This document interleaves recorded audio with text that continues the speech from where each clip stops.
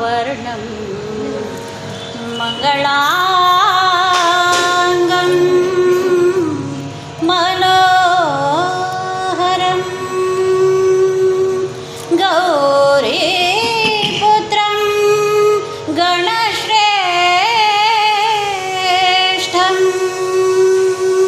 विघ्नराजं नमाम्यहं विघ्नराजं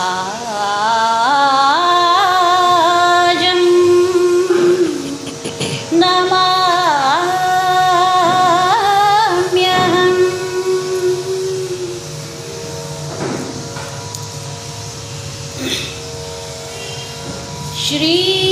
श्रीवधुविनम्बक चकारकम्परये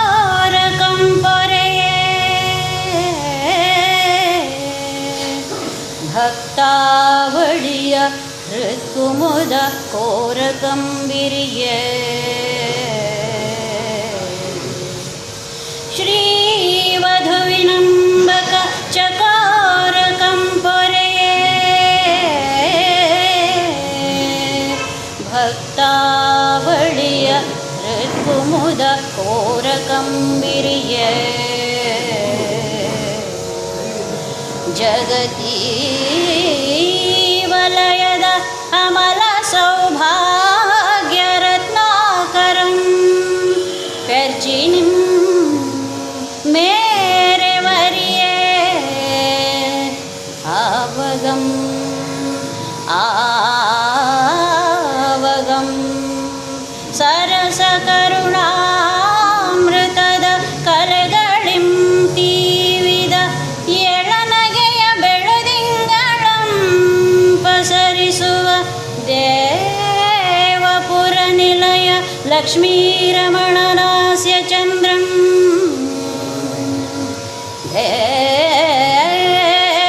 ದೇವಪುರ ಲಕ್ಷ್ಮೀರಮಣನಾಸ್ಯ ಚಂದ್ರಂ ಆನಂದಮಂ ನಮಗೀಯಲೇ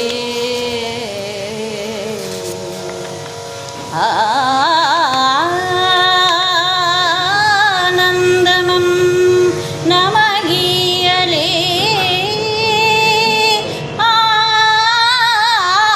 ಆನಂದಮಂ ನಮಗೀಯಲೇ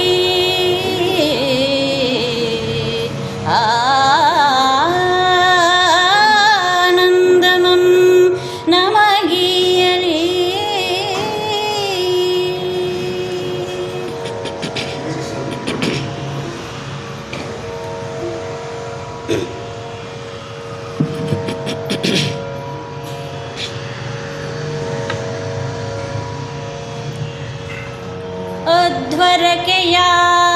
ಅಧ್ವರಕೆಯಾದವರಗಡಣದಿಂ ದಾನವ ಕುಲಧ್ವಂಸಿ ಹಸ್ತಿನಾವತಿಗೆ ವಿಜಯಂ ಗೆಯ್ಯುತ ಅಧ್ವದೊಳ್ತಾಗಿದ ಅನುಸಾಲ್ವನಂ ಗೆಲ್ದು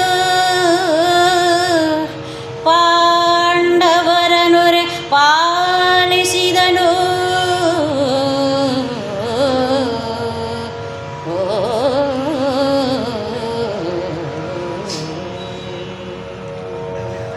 ಎಲ್ಲರಿಗೂ ನಮಸ್ಕಾರ.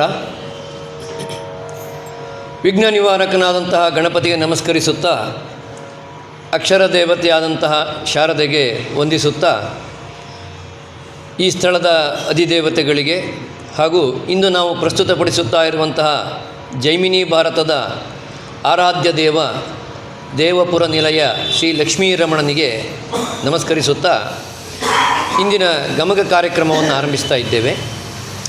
ತಮಗೆಲ್ಲರಿಗೂ ತಿಳಿದ ಹಾಗೆ ಸಮಗ್ರ ಜೈಮಿನಿ ಭಾರತ ಕಾವ್ಯ ರಸಧಾರೆಯಲ್ಲಿ ನಿನ್ನೆಯ ತನಕ ಪಾಂಡವಾಶ್ವಮೇಧಕ್ಕೆ ಎಲ್ಲ ಸಿದ್ಧತೆಗಳು ಆಗಿದೆ. ಕೊನೆಯ ಕ್ಷಣದಲ್ಲಿ ಯಾಗದ ವೇಳೆಗೆ ಬರ್ತೇನೆ ಅಂತ ಹೇಳಿದಂತಹ ಶ್ರೀಕೃಷ್ಣನನ್ನು ಕೂಡ ಭೀಮಸೇನ ದ್ವಾರಾವತಿಗೆ ಹೋಗಿ ಕರೆದುಕೊಂಡು ಬಂದಿದ್ದಾಗಿದೆ. ಎಲ್ಲರೂ ಬಂಧು ಮಿತ್ರರೆಲ್ಲ ಸೇರಿಕೊಂಡಿದ್ದಾರೆ.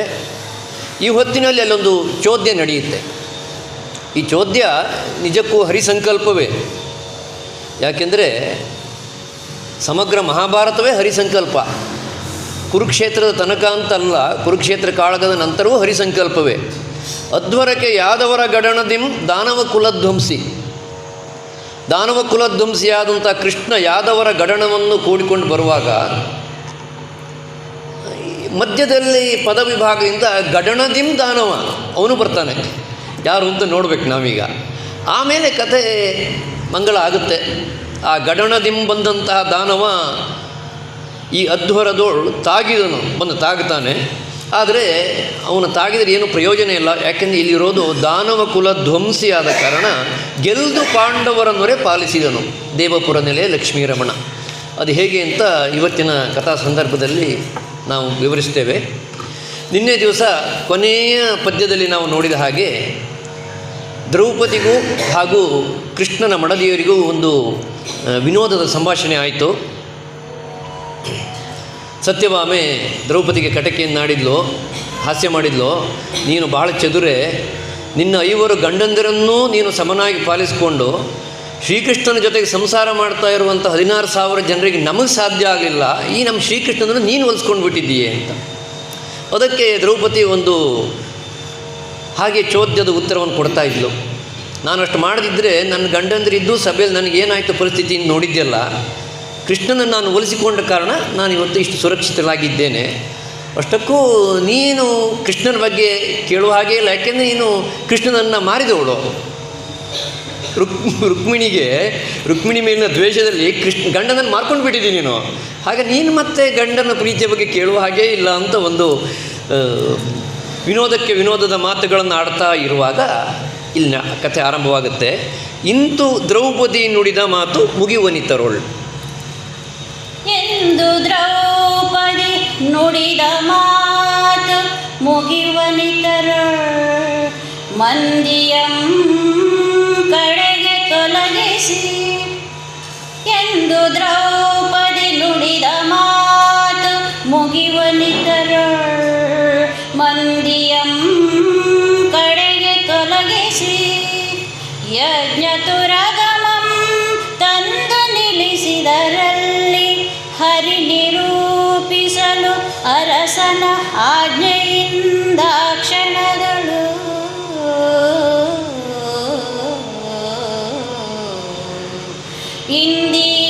ಇಂದಿವರಾಕ್ಷಿಯರ್ ನೋಡಿದ ಕೌತುಕಮಿದೆಂದು ವಸ್ತ್ರಾಭರಣ ಪುಷ್ಪಗಂಧಾಕ್ಷತೆಗಳಿಂದೆ ಪೂಜಿಸುತ್ತಿರ್ದರ್ ಅಶ್ವವಂ.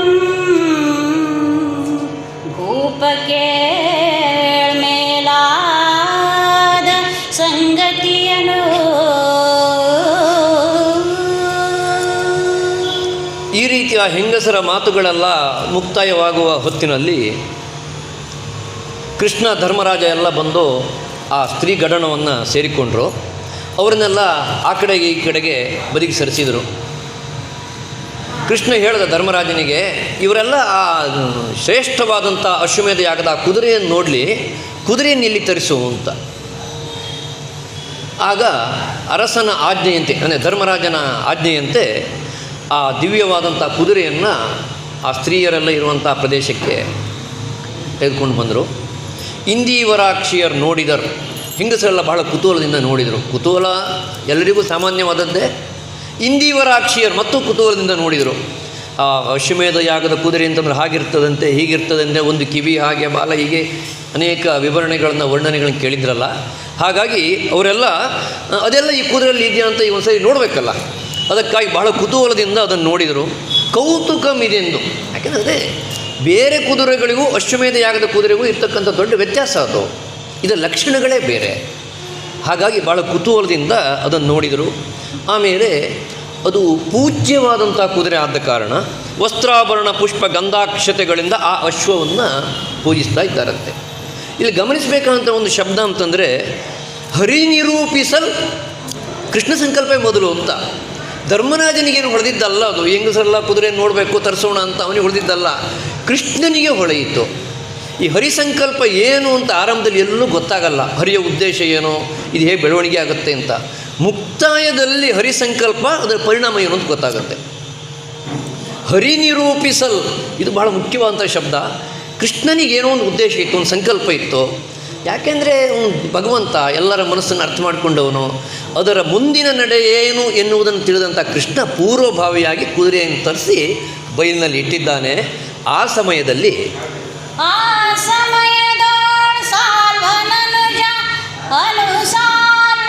ಈ ವಾಸುದೇವನ ಪೂರ್ವ ವೈರ ಕಲ್ಲಿಗೆ ಬಂದು ಮೋಸದೊಳ್ತಾಗಿ ತತ್ತುರಗಮಂ ಹಿಡಿದೆತ್ತಿ ಕೊಂಡೊಯ್ದು ಕಟ್ಟಿ ಬಳಿಕ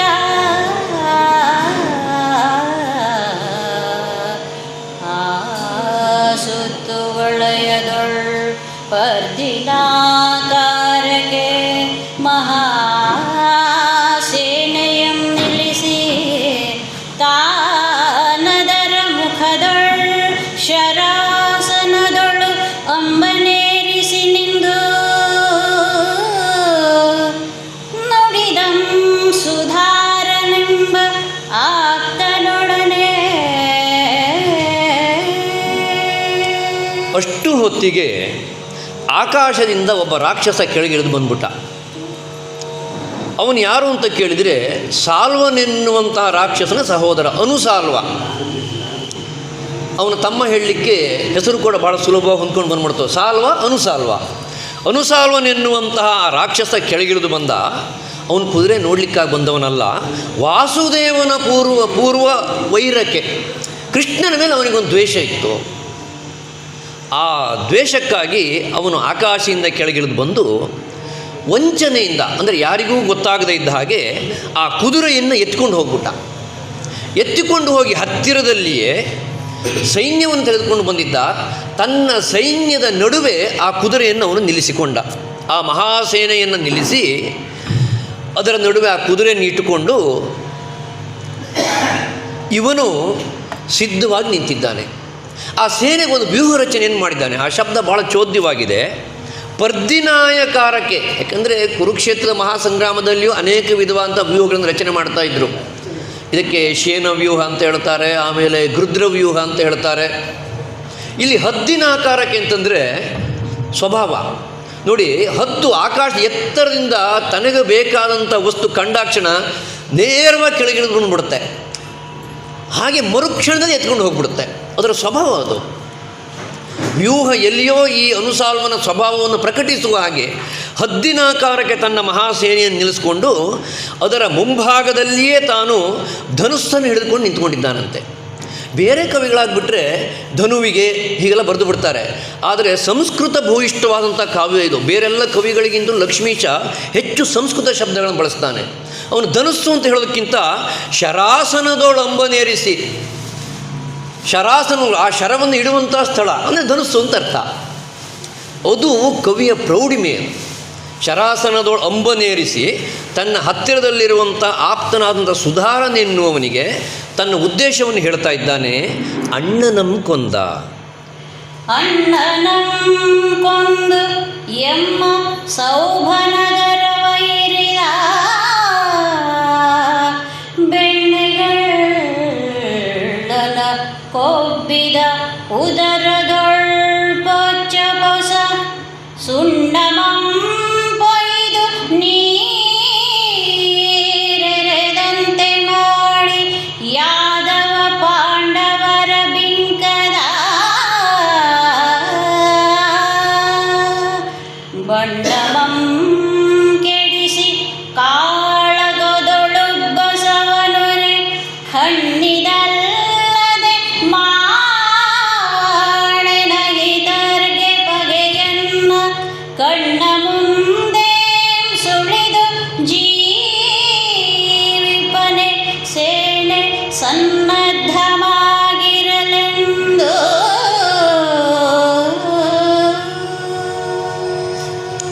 ಆ ಸುಧಾರನೆನ್ನುವವನಿಗೆ ಅನುಸಾಲ್ವನೆನ್ನುವಂಥ ರಾಕ್ಷಸ ಹೇಳ್ತಾ ಇದ್ದಾನಂತೆ, ಇಲ್ಲಿ ನಿಂತಿದ್ದಾನಲ್ಲ ಕೃಷ್ಣ, ಅವನ ಮೇಲಿನ ದ್ವೇಷಕ್ಕಾಗಿ ನಾನು ಈ ಕಾರ್ಯವನ್ನು ಮಾಡಿದ್ದೇನೆ, ಅಶ್ವದ ಅಪಹರಣವನ್ನು. ಇವನನ್ನು ಯಾರು ಅಂತ ನೀವು ತಿಳ್ಕೊಂಡ್ರಿ?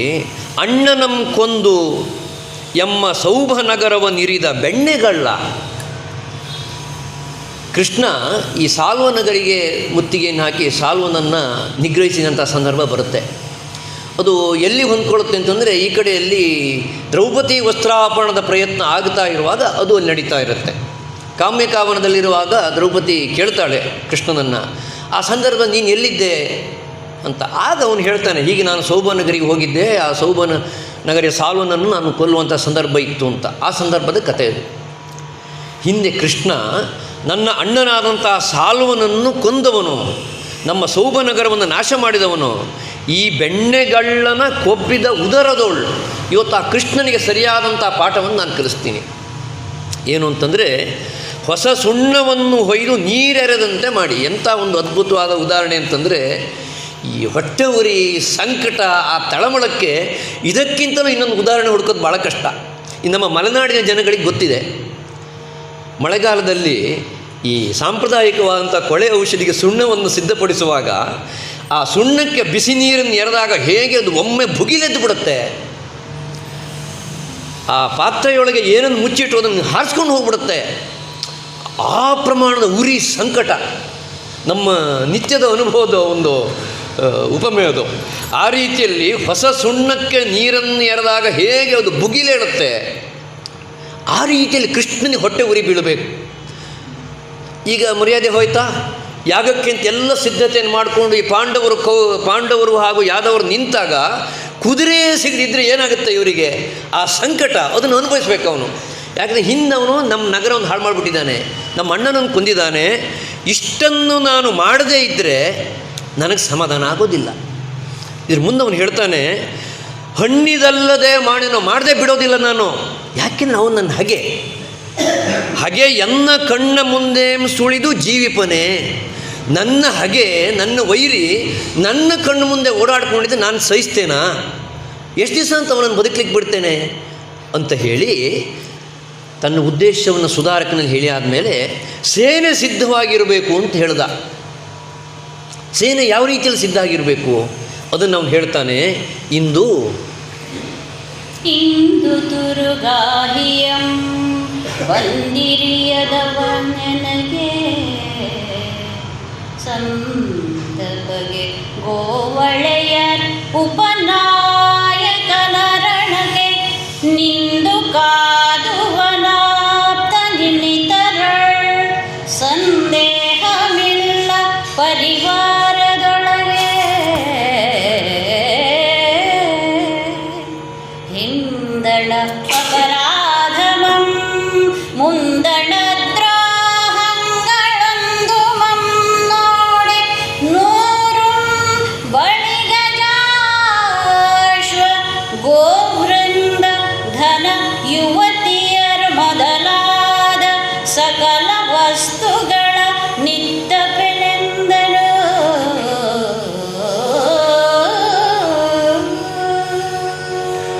ತನ್ನ ಆಪ್ತನಾದಂತಹ ಆ ಸುಧಾರನ ಮೂಲಕ ಅವನು ಹೇಳ್ತಾ ಇದ್ದಾನೆ, ತನ್ನ ಸೈನ್ಯವೆಲ್ಲವೂ ಕೂಡ ಸಿದ್ಧವಾಗಿರಬೇಕು. ಪರಿವಾರದೊಳಗೆ ಪ್ರತಿಯೊಬ್ಬ ಸೈನಿಕನಿಗೂ ಒಂದು ಉತ್ಸಾಹವನ್ನು ತುಂಬಬೇಕಲ್ಲ, ಅದಕ್ಕಾಗಿ ಒಂದು ಆಮಿಷವನ್ನು ಅವನು ಕೊಡ್ತಾ ಇದ್ದಾನೆ. ಅವನು ಹೇಳ್ತಾನಂತೆ ಅನುಸಾಲ್ವ, ಇವತ್ತು ಈ ಗೋವುಗಳನ್ನು ಕಾಯುವಂತಹ ಕೃಷ್ಣನನ್ನು ಕೊಲ್ಲದೆ ಮರಳಿ ಸೈನ್ಯದೊಳಗೆ ಬಂದರೆ ನನ್ನ ಸೈನಿಕನೇ ಆದರೂ ಅವನೇ ನನಗೆ ಶತ್ರು, ಅದೇ ತಲೆ ಕಡಿತೇನೆ ಅಂತ. ನನ್ನ ಸೈನ್ಯದೊಳಗಿರುವ ಯಾವುದೇ ವ್ಯಕ್ತಿ ಕೃಷ್ಣನನ್ನು ಕೊಲ್ಲದೆ ಮರಳಿ ಬಂದರೆ ಅವನನ್ನು ನಾನು ತಲೆ ಕಡಿತೀನಿ ಅಂತ. ಅವನು ಎನ್ನ ಹಾಗೆ. ಅದರ ಜೊತೆಗೆ ಈ ಗೋವಳೆಯರ ಉಪನಾಯಕನ, ಗೋಪಾಲಕರ ಉಪನಾಯಕ ಅಂತಂದರೆ ಗೋಪಾಲಕರೇ ಬಲರಾಮ ನಾಯಕ, ಹಾಗಾಗಿ ಕೃಷ್ಣ ಉಪನಾಯಕ ನೆನೆಸ್ತಾನೆ. ಗೋವಳೆಯರ ಉಪನಾಯಕನ ರಣಕ್ಕೆ ನಿಂದು ಧೈರ್ಯವಾಗಿ ಹೋರಾಡ್ತಾನೆ ಅಂತಾದರೆ ಅವನೇ ನನಗೆ ಆಪ್ತ. ಈ ದುಷ್ಟರಿಗೆ ಮಿತ್ರ ಹಾಗೂ ಶತ್ರು ಎನ್ನುವ ಭಾವ ಯಾವತ್ತೂ ತಾತ್ಕಾಲಿಕವೇ. ಅವರಿಗೆ ಶಾಶ್ವತವಾದ ಸ್ನೇಹಿತರು ಇರೋದಿಲ್ಲ, ಶಾಶ್ವತವಾದ ವಿರೋಧಿಗಳು ಇರೋದಿಲ್ಲ. ಇವತ್ತೊಂದು ಸಂದರ್ಭ, ಇವತ್ತು ಕೃಷ್ಣನನ್ನು ಕೊಂದು ಬರ್ತಾನೆ ಅಂತಾದರೆ, ಹೋರಾಡ್ತಾನೆ ಅಂದರೆ ಅವನು ನನಗೆ ಸ್ನೇಹಿತ.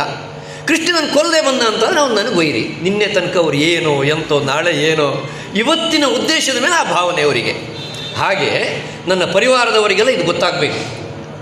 ಅದರ ಜೊತೆಗೆ ನನ್ನ ಸೈನ್ಯದಲ್ಲಿರುವ ಒಬ್ಬ ಸೈನಿಕ ಏನಾದರೂ ಕೃಷ್ಣನನ್ನು ಕೊಂದು ಬಂದ ಅಂತಾದರೆ ಅವನಿಗೆ ಬೇಕಾದ್ದನ್ನು ಕೊಡ್ತೇನೆ ನಾನು.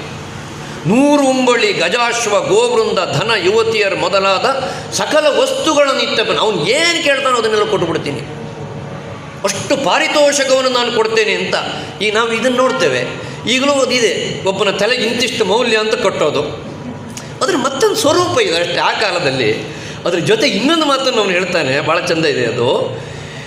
ಕೃಷ್ಣನನ್ನು ಕೊಂದು ಬಂದ ಅಂತಾದರೆ ಹಿಂದಣ ಅಪರಾಧವಂ ಮುಂದಣ ದ್ರೋಹಗಳಂ ಒಂದು ಮಂ ನೋಡದೆ. ಇಷ್ಟು ದಿವಸ ಅವನು ನನಗೆ ಎಂಥ ದ್ರೋಹವನ್ನೇ ಮಾಡಿರಲಿ, ಈ ರಾಜ್ಯಕ್ಕೆ ಅಪರಾಧವನ್ನೇ ಮಾಡಿರಲಿ, ಎಲ್ಲವೂ ಕ್ಷಮ್ಯ ಬಿಟ್ಟೋಯ್ತು. ನಾಳೆ ಅವನು ಏನಂತಾನೋ ಗೊತ್ತಿಲ್ಲ, ಅದು ಇವತ್ತು ಕೊಂದು ಬರ್ತಾನಲ್ಲ. ಅಂದರೆ ಆ ದುಷ್ಟರ ಮನಸ್ಸು ಎಷ್ಟು ಚಂಚಲ, ಅವರ ಉದ್ದೇಶ ಸಂಬಂಧ ಎಷ್ಟು ತಾತ್ಕಾಲಿಕ ಅಂತ ತೋರಿಸುತ್ತೆ. ಅಷ್ಟರ ಮಟ್ಟಿಗೆ ಅವನು ಸೈನಿಕರಿಗೆ ಪ್ರಲೋಭನೆಯನ್ನು ಕೊಡ್ತಾನೆ. ಹೀಗೆ ಅವನು ತನ್ನ ಆಪ್ತನಾದ ಸುಧಾರಕನಲ್ಲಿ ಹೇಳಿ ಕಳಿಸಿದ. ಇವನು ಹೇಳಿ ಕಳಿಸಿದಂತೆ ಸುಧಾರಕ ಸೈನ್ಯದಲ್ಲೆಲ್ಲ ಡುಂಗುರ ಹೊಡೆಸಿದ. ನೋಡಿ, ಇಂಥ ಸುವರ್ಣಾವಕಾಶ ಯಾರಿಗುಂಟು ಯಾರಿಗಿಲ್ಲ, ನಿಮ್ಮ ಬದುಕೇ ಬದಲಾಗ್ಬಿಡುತ್ತೆ, ಎಲ್ಲರೂ ಕೃಷ್ಣನ ಕೊಲ್ಲಿಗೆ ಸಿದ್ಧವಾಗಿರಿ ಅಂತ ಅವನು ಡುಂಗುರ ಹೊಡೆಸಿದ. ಆ ಡೊಂಗುರದ ಪ್ರಕಾರವಾಗಿ ಸೈನ್ಯ ಎಲ್ಲ ಎದ್ದು ನಿಂತು ಬಿಡ್ತು. ಏನು ಅವರು ಆರ್ಭಟ ಅಂತಂದರೆ ಕರ್ಕಶದ ಸಿಡಿಲ ಗರ್ಜನೆ ಮಾಡ್ತಾ ಇದ್ದಾರಂತೆ. ಆ ಗರ್ಜನೆ ಹೇಗಿದೆ ಅಂತ ಕೇಳಿದರೆ, ಕಲ್ಪಾಂತಕ್ಕೆ ಉಕ್ಕುವ ಅಬ್ದಿಗಳ ಪೆರ್ದೆರೆಗಳ ಸುಘೋಷಮಮ್ಮಿಕ್ಕು. ಈ ಸಂಸ್ಕೃತ ಭೂಯಿಷ್ಠವಾದಂಥ ವರ್ಣನೆಗೆ ಲಕ್ಷ್ಮೀಶನ ಹತ್ರ ಸಿಗೋದು. ಕಲ್ಪಾಂತದಲ್ಲಿ ಅಂದರೆ ಈ ಪ್ರಪಂಚವೇ ಮುಳುಗುವ ಕಾಲದಲ್ಲಿ ಸಮುದ್ರ ಉಕ್ಕಿ ಬಂದ್ಬಿಡುತ್ತೆ, ಭೂಮಿಯನ್ನು ಆಪೋಷಣ ತಗೊಳ್ಳುತ್ತೆ. ಆ ಕಾಲದಲ್ಲಿರುವಂಥ ಹೆದ್ದೆರೆಗಳು ಸಾಮಾನ್ಯ ತೆರೆಗಳಲ್ಲ, ಅಂಥ ದೊಡ್ಡ ತೆರೆಗಳು, ಅವುಗಳು ಉಕ್ಕುವಾಗ ಏನು ಶಬ್ದ ಬರುತ್ತೆ ಹಾಗೆ ಇಲ್ಲಿ ಶಬ್ದ ಉಕ್ಕಿ ಬಂದ್ಬಿಡ್ತು. ಎಲ್ಲರೂ ಸಿದ್ಧವಾಗಿ ನಿಂತುಬಿಟ್ಟಿದ್ದಾರೆ. ಈ ಕಡೆಗೆ ನೋಡಬೇಕಲ್ಲ, ಈಗ ಇತ್ತಲಡ ಹಾಯ್ದ ಮೋಸದೊಳಾತುರಂಗಮವ ಅತ್ತಲನು ಸಾಲ್ವ ನೆಳೆದೈದ ಭರಕೆ ಅವಲೆಯರ ಮೊತ್ತ ಮಗಲಕ್ಕೆ ಚಲ್ಲಿ ತಂಜಿದರ್ ಮುನಿಗಳೆಲ್ಲ ಜನಂ ತಲ್ಲಣಿಸಿದು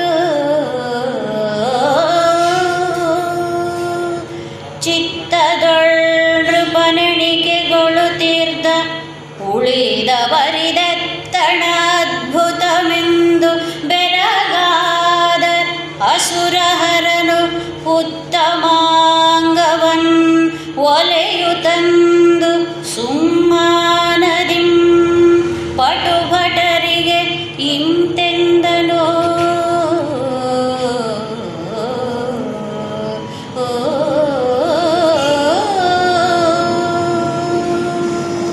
ಈಗ ನಾವು ಯಾದವ ಪಾಂಡವ ಪಾಳ್ಯದಲ್ಲಿ ಏನಾಗ್ತಾ ಇದೆ ಸಂಚಲನ ಅಂತ ನೋಡಬೇಕು. ಆ ರಾಕ್ಷಸ ಬಂದು ಈ ರೀತಿಯಲ್ಲಿ ವಂಚನೆಯಿಂದ ಕುದುರೆಯನ್ನು ಎತ್ತಿಕೊಂಡು ಹೋದ ಕ್ಷಣಕ್ಕೆ ಅಬಲೆಯರ ಮೊತ್ತ ಅಗಲಕ್ಕೆ ಚೆಲ್ಲಿತ್ತು. ಇವರ ಚದುರಿ ಹೋಗ್ಬಿಟ್ರು, ಹೆಂಗಸರೆಲ್ಲ ಹೆದರಿಕೆ ಆಗ್ಬಿಡ್ತು ಅವರಿಗೆ. ಏನು ಎಂತ ಅಂತ ಗೊತ್ತಿಲ್ಲ, ಒಬ್ಬ ರಾಕ್ಷಸ ಬಂದ, ಸೈನ್ಯ ನಿಂತಿದೆ, ಏನು ಬೇರೆ ಹೊಡೀತಾರೆ. ಹಾಗಾಗಿ ಇದು ಏನು ಎತ್ತ ಅಂತ ಗೊತ್ತಾಗದೆ ಹೆಂಗಸರು ದಿಕ್ಕಿಗೆ ಚದುರಿ ಹೋಗಿಬಿಟ್ರು. ಅಬಲೆಯರು, ಆ ಶಬ್ದ ಭಾಳ ಮುಖ್ಯ, ಸ್ತ್ರೀಯರು ಅಂತ ಹೇಳಲಿಲ್ಲ. ಬಲ ಇಲ್ಲ ಅವರಲ್ಲಿ. ಅಬಲೆಯರು ರಾಕ್ಷಸರನ್ನ ಚದುರಿ ಹೋಗ್ಬಿಡ್ಬೇಕು. ಅಬಲೆಯರು ಹಾಗಾದರು. ಅಬಲೆಯರಲ್ಲದೆ ಅಲ್ಲಿ ಮುನಿಗಳು ಸೇರಿಕೊಂಡಿದ್ರು, ಅವರುಗಳು ಕೂಡ ತಲ್ಲಣಿಸಿಬಿಟ್ರು. ಏನಾಗ್ತಾ ಇದೆ ಅಂತ ಅವ್ರಿಗೆ ಗೊತ್ತಾಗಲಿಲ್ಲ. ಸ್ತ್ರೀಯರು ಮುನಿಗಳ ಪರಿಸ್ಥಿತಿ ಹಾಗಾದರೆ ಅಲ್ಲಿ ಕ್ಷತ್ರಿಯರಿದ್ದಾರೆ, ಅರಸ ಧರ್ಮರಾಜನಿದ್ದಾನೆ, ಅವನಿಗೂ ಕೂಡ ಇದೇನು ಎತ್ತ ಅಂತ ಗೊತ್ತಾಗಲಿಲ್ಲ. ಇದ್ಯಾಕೆ ಹೀಗೊಬ್ಬ ರಾಕ್ಷಸ ಬಂದ ಅಪಹರಣ ಮಾಡಿಬಿಟ್ಟ, ಎಲ್ಲಿಯೂ ಕೇಳಲಿಲ್ಲ ಅಂತ ಹೇಳಿ ಅವನೂ ಚಿಂತೆಯಲ್ಲಿದ್ದ. ಒಟ್ಟಿನಲ್ಲಿ ಎಲ್ಲರೂ ಕೂಡ ಎತ್ತಣದ ಅದ್ಭುತವೆಂದು, ಇದೇನೋ ಒಂದು ಅದ್ಭುತ ಆಗ್ಬಿಡ್ತಪ್ಪ ಇವತ್ತು, ಏನು ಅಂತ ಗೊತ್ತಿಲ್ಲ ಅಂತ ತಲ್ಲಣಗೊಳ್ತಾ ಇದ್ದರೆ, ಒಬ್ಬ ವ್ಯಕ್ತಿ ಮಾತ್ರ ಯಾವ ಗೊಂದಲಕ್ಕೆ ಬೀಳಲಿಲ್ಲ. ಅವನೇ ಅಸುರಹರ. ಅವನು ಉತ್ತಮಾಂಗಮನ ವಲಯಿತ. ದೇಹದಲ್ಲಿ ಎಲ್ಲ ಅಂಗಗಳು ಮುಖ್ಯವೇ, ಯಾವುದೊಂದು ಅವ್ಯವಸ್ಥೆ ಆದರೂ ದೇಹಕ್ಕೆ ದೋಷವೇ, ತೊಂದರೆಯೇ. ಆದರೂ ತಲೆಗೆ ಉತ್ತಮಾಂಗ ಅಂತ ಹೇಳ್ತಾರೆ. ಆ ಉತ್ತಮಾಂಗವನ್ನು ವಲಯಿತ ಇವನು ತಲೆ ತೂಗಿದಂತೆ, ಅಬಾಬಾಬಾಬಾ ಅಂತ ಒಂದು ಸಾರಿ ತಲೆ ತೂಗಿದ್ನ. ತಲೆ ತೂಗಿದು ಸುಮಾನದಿಂ ಪಟುಭಟರ್ಗೆ ಇಂತೆಂದನು. ಅವನಿಗೇನು ದುಃಖ ಆಗಲಿಲ್ಲ, ದುಮ್ಮಾನ ಆಗಲಿಲ್ಲ. ಸುಮ್ಮಾನದಿಂ ನೋಡಿ, ಉಳಿದವರಿಗೆಲ್ಲ ಆಗಿದ್ದು ದುಗುಡ, ಕಳವಳ, ಬೇರೆ ಬೇರೆ ಭಾವಗಳಿದೆ. ಕೃಷ್ಣನಿಗೆ ಮಾತ್ರ ಸುಮ್ಮಾನ, ಸಂತೋಷ ಆಯಿತು. ಅವನು ಹೇಳ್ತಾ ಇದ್ದಾನಂತೆ, ಇವರಿಗೆಲ್ಲ ಯಾರಿಗೂ ಅರ್ಥ ಆಗಲಿಲ್ಲ ಏನಾಗಿದೆ ಅಂತ ಹೇಳಬೇಕಲ್ಲ. ಅದು ಕೃಷ್ಣ ಹೇಳ್ತಾನೆ, ಇವನು ಯಾರು? ಈತನನು ಸಾಲ್ವನೆಂಬಾತ ಇವನಣ್ಣನಂ ಈತನು ಅನುಸಾಲ್ವನೆಂಬಾತ ಇವನಣ್ಣನಂ ಘಾತಿಸಿದೆವೆಂದದರ ಘಾತಿಗೆಮ್ಮೊಡನೆ ಸೌವ್ಯಾತಿಶಯಮಂ ತೋರುವಾತುರದೊಳ್ ಅತಿ ಬಲವ್ರಾತಮಂ ಕೂಡಿಕೊಂಡು ಭೀತಿಯಿಲ್ಲದೆ ಪರಮಹೀತಳಕ್ಕೆ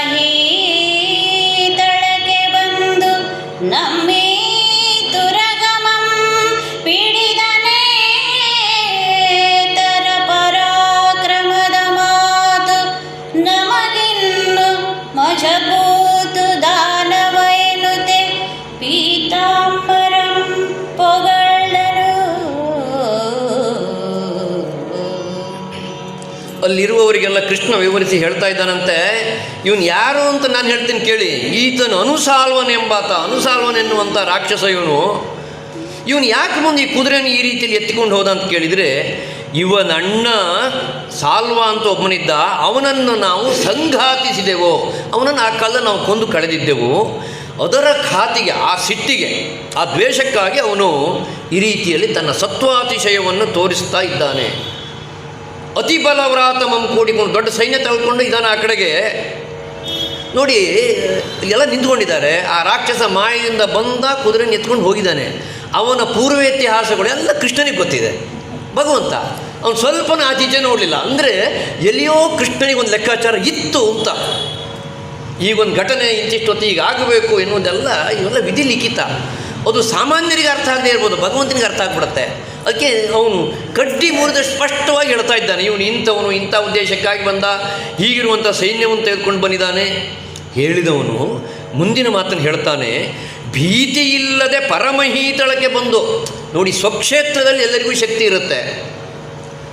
ಎಲ್ಲಿಯೋ ಇರುವವನು ಅಲ್ಲಿಂದ ನಮ್ಮೂರಿಗೆ ಬಂದು, ಅಲ್ಲಿಂದ ಇಲ್ಲಿಗೆ ಬಂದು ಈ ರೀತಿಯಲ್ಲಿ ಇವನು ಸಾಹಸವನ್ನು ತೋರಿಸ್ತಾ ಇದ್ದಾನೆ ಅಂತ ಇವನಿಗೇನು ಹೆದರಿಕೆನೇ ಇಲ್ಲ.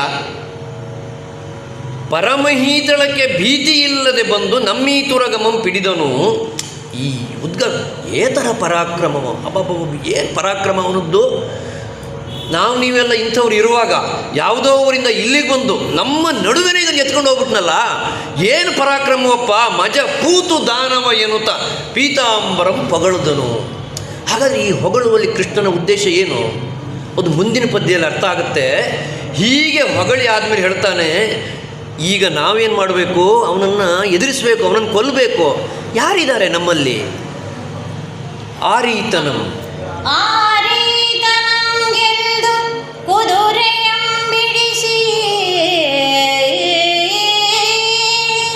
ತಹ ವೀರರಿ ಪಟುಭಟರೊಳ ವರ್ಗಿದೆಕ ವೀಳೆಯಂ ಪೂರೈಸುವಡೆ ಪಿಡಿಯಲೆಂದು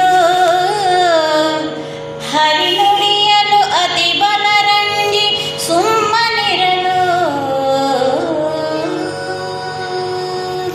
ಚಾರುಹಯವಂ ತಂದು ಕೊಡುವೆನ್ ಅಲ್ಲದೊಡೆ ವೃಷಳೀರಮಣನ ಉಗ್ರಗತಿಗಿಳಿವೆನೆನ್ ಅಸುರ ಸಂಹಾರ ನಡಿಗೆರಗಿ ತಾಂಬೂಲಮಂ ಪ್ರದ್ಯುಮ್ನನಾಂತು ಕಳುಹಿಸಿಕೊಂಡನು. ಕೃಷ್ಣ ಅವನನ್ನು ಹೊಗಳಿದ್ದು ಒಂದು ವಸ್ತುನಿಷ್ಠವಾಗಿ ಹೌದು, ವಿಷಯ ಹೌದು. ಆದರೆ ಅದಕ್ಕಿಂತಲೂ ಮುಖ್ಯವಾಗಿ ಅದು ಎಷ್ಟು ದೊಡ್ಡ ಸವಾಲು ಅಂತ ಸೈನ್ಯದ ತನ್ನವರಿಗೆ ಹೇಳಬೇಕಾಗಿತ್ತು. ಅವನು ನೋಡಿ, ಇಷ್ಟು ಮಾಡಿದಾನವನು. ಅಂಥವನನ್ನು ನಾವೀಗ ಒಬ್ಬರು ಎದುರಾಗಿ ಕೊಲ್ಲಬೇಕಲ್ಲ. ಯಾರಿದ್ದೀರಿ ನಮ್ಮಲ್ಲಿ? ಆರೀತನಂ ಗೆಲ್ದು ಕುದುರೆಯಂ ಬಿಡಿಸಿತಹ ವೀರರು. ಈಗ ಅದು ಎಷ್ಟು ದೊಡ್ಡ ವಿಷಯ ಎನ್ನುವುದನ್ನು ಇವರಿಗೆಲ್ಲ ಮನದಟ್ಟು ಮಾಡಬೇಕು. ಸುಮ್ಮನೆ ಒಬ್ಬ ರಾಕ್ಷಸ ಬಂದುಬಿಡಿದ್ರೆ ನಾವು ಕೊಂದು ಮನೆ ಅಂತ ಹೇಳೋದಲ್ಲ. ಅಂದರೆ ದೊಡ್ಡವರೇ ಸಿದ್ಧ ಆಗಬೇಕು.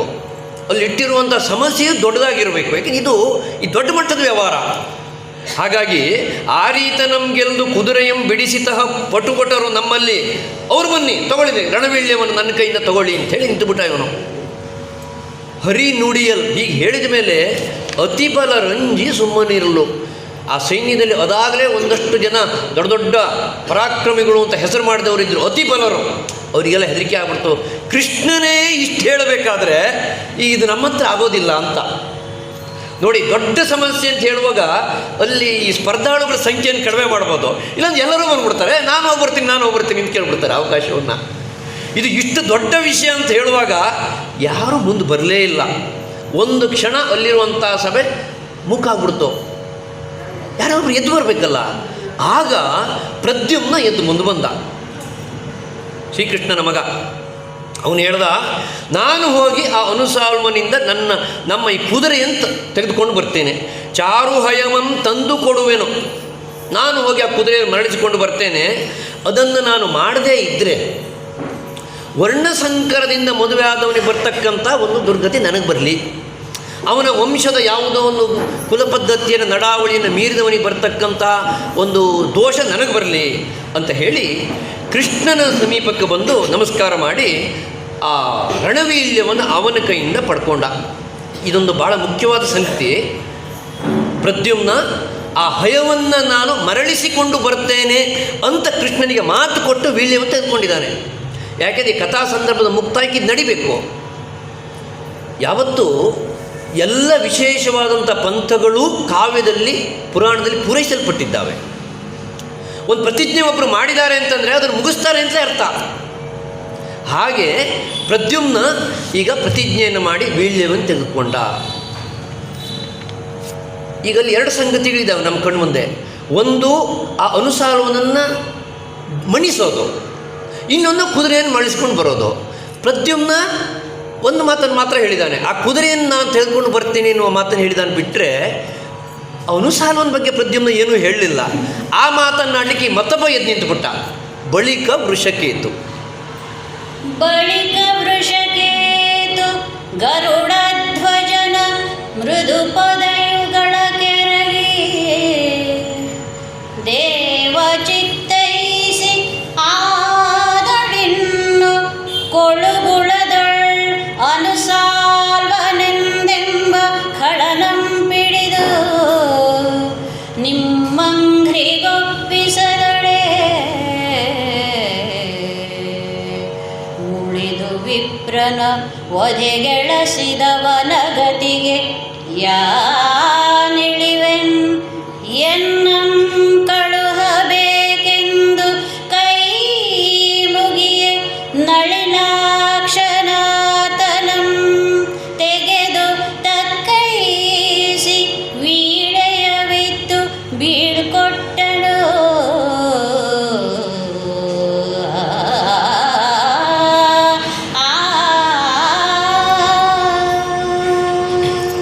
ಒಂದು ಅರ್ಥದಲ್ಲಿ ಅಲ್ಲಿ ಎರಡು ಪಾಳ್ಯ ಇತ್ತು. ಒಂದು ಯಾದವರದ್ದೊಂದು ಸಂದೋಹ, ಪಾಂಡವರದ್ದೊಂದು ಸಂದೋಹ. ಈ ಯಾದವರ ಸಂದೋಹದಿಂದ ಪ್ರದ್ಯುಮ್ನ ಎದ್ದು ನಿಂತು ಹೀಗೆ ಪ್ರತಿಜ್ಞೆಯನ್ನು ಮಾಡ್ದ. ಈ ಕಡೆಯಲ್ಲಿ ಪಾಂಡವರ ಸಂದೋಹದಿಂದ ಕರ್ಣನ ಮಗನ ಅಂತ ವೃಷಕೇತು ಎದ್ದು ನಿಂತು ಹೇಳ್ತಾನೆ, ಗರುಡಧ್ವಜನ ಕೃಷ್ಣನ ಕಾಲುಗಳಿಗೆ ನಮಸ್ಕಾರ ಮಾಡಿ ಹೇಳ್ತಾನೆ, ಯುದ್ಧದಲ್ಲಿ ಅನುಸಾಲ್ವನು ಎನ್ನುವಂಥ ಖಳನನ್ನು ಹಿಡಿದು ನಿಮ್ಮ ಅಂಗ್ರಿಗೆ ಒಪ್ಪಿಸದೊಡೆ, ಆ ಅನುಸಾಲ್ವನನ್ನು ತಂದು ನಿಮ್ಮ ಕಾಲ ಮೇಲೆ ಬೀಳಿಸದೇ ಇದ್ದರೆ ನನಗೆ ಮಹಾದೋಷ ಬರಲಿ, ನಾನು ಮಾಡಿಯೇ ಮಾಡ್ತೇನೆ. ಬ್ರಹ್ಮಹತ್ಯೆಯನ್ನು ಮಾಡಿದವರಿಗೆ ಯಾವ ಪಾತಕ ಬರ್ತದೋ ಆ ಪಾತಕ ಅನುಸಾಲ್ವನನ್ನು ತಂದು ನಿಮ್ಮ ಕಾಲ ಮೇಲೆ ಬೀಳಿಸದೇ ಇದ್ದರೆ ನನಗೆ ಬರಲಿ, ನನಗೆ ಅಪ್ಪಣೆಯನ್ನು ಕೊಡಿ ಅಂತ ಕೇಳ್ದ. ಆಗ ಕೃಷ್ಣ ಅವನ ಕೈಗೆ ವೀಳ್ಯವನ್ನಿತ್ತು ಬೀಳ್ಕೊಟ್ಟನು. ಈಗ ಇಬ್ಬರು ಹೊಸ ತಲೆಮಾರಿನ ಅಂದರೆ ಈ ಅರ್ಜುನ ಕೃಷ್ಣರ ಇವರು ತಲೆಮಾರು, ನಂತರ ತಲೆಮಾರಿನವರು ವೃಷಕೇತ ಹಾಗೂ ಪ್ರದ್ಯುಮ್ನ ಇವರಿಬ್ಬರು ಯುದ್ಧಕ್ಕೆ ಹೊರಟಿದ್ದಾರೆ. ಪ್ರದ್ಯುಮ್ನಂತೂ ಬಹಳ ವಿಶೇಷವಾದಂಥ ರಥವನ್ನು ಸಿದ್ಧ ಮಾಡ್ಕೊಂಡು ಹೊರಟುಬಿಟ್ಟಿದ್ದಾನೆ. ಯೋಗಿ ಜಯದ ಮೀನಧ್ವಜವನ್ನು ಅಳವಡಿಸಿ ಈ ಒಬ್ಬೊಬ್ಬರ ಧ್ವಜದಲ್ಲಿ ಅವರ ಸ್ವಭಾವಗಳನ್ನು ತೋರಿಸುವಂಥ ಒಂದು ಚಿತ್ರ ಹಾಕ್ಕೊಂಡಿರ್ತಾರೆ. ಯೋಗಿ ಜಯದ ಮೀನಧ್ವಜ ಅಂದರೆ ಎಂಥವರ ಚಿತ್ತವನ್ನು ಚಂಚಲ ಮಾಡುವಂಥ ಗುರುತು ಈ ಪ್ರದ್ಯುಮ್ನ ಪತಾಕೆಯಲ್ಲಿರುತ್ತೆ. ಆಮೇಲೆ ವಿದ್ಯುತ್ ಪ್ರಚಾರಮಂ ಗೆಲ್ಲುವ ಹಯಮಂ ಪೂಡಿ ಅಂದರೆ ಮಿಂಚಿನ ವೇಗವನ್ನು ಕೂಡ ಗೆಲ್ಲುವಷ್ಟು ವೇಗವಾಗಿ ಸಂಚರಿಸುವಂಥ ಕುದುರೆಗಳನ್ನು ಕೂಡಿಕೊಂಡು ವಿಶೇಷವಾದ ಕಾಂಚನ ಪ್ರಭೆಗಳಿಂದ ನಗುವ ಅಂದರೆ ಬಂಗಾರದ ರಥವನ್ನು ಏರ್ಕೊಂಡು ಅವನು ಹೊರಟಿದ್ದಾನೆ ಪ್ರದ್ಯುಮ್ನ. ಈಗ ಪ್ರದ್ಯುಮ್ನ ರಥ ಮುಂದಕ್ಕೆ ಬರ್ತಾ ಇದೆ. ಅದನ್ನು ಕಂಡನು ಅನುಸಾಲ್ವನು. ಕಂಡನನುಸಾಲ್ವನಿವನಾರ್ಯ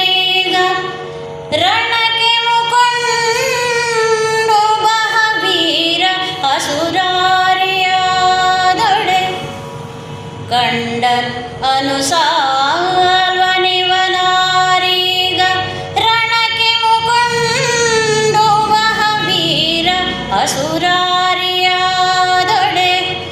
ಕೇತು ದಂಡದಗ್ರದೊಳಿರದು ಮತ್ಸ್ಯ ವಿವನವನ ಸುತನಾಗಬೇಕಿಲ್ಲಿ ಬರಲಿ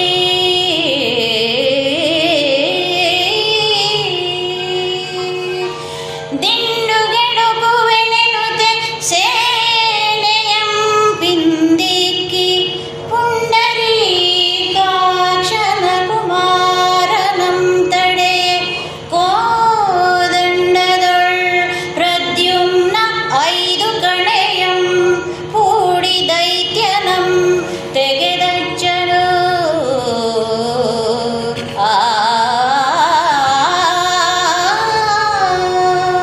ಪ್ರದ್ಯುಮ್ನನ ರಥ ಬರುವುದನ್ನು ಅನುಸಾಲ್ವ ನೋಡಿದ. ರಣಕ್ಕೆ ಮುಂಕೊಂಡು ವೀರನಾರು.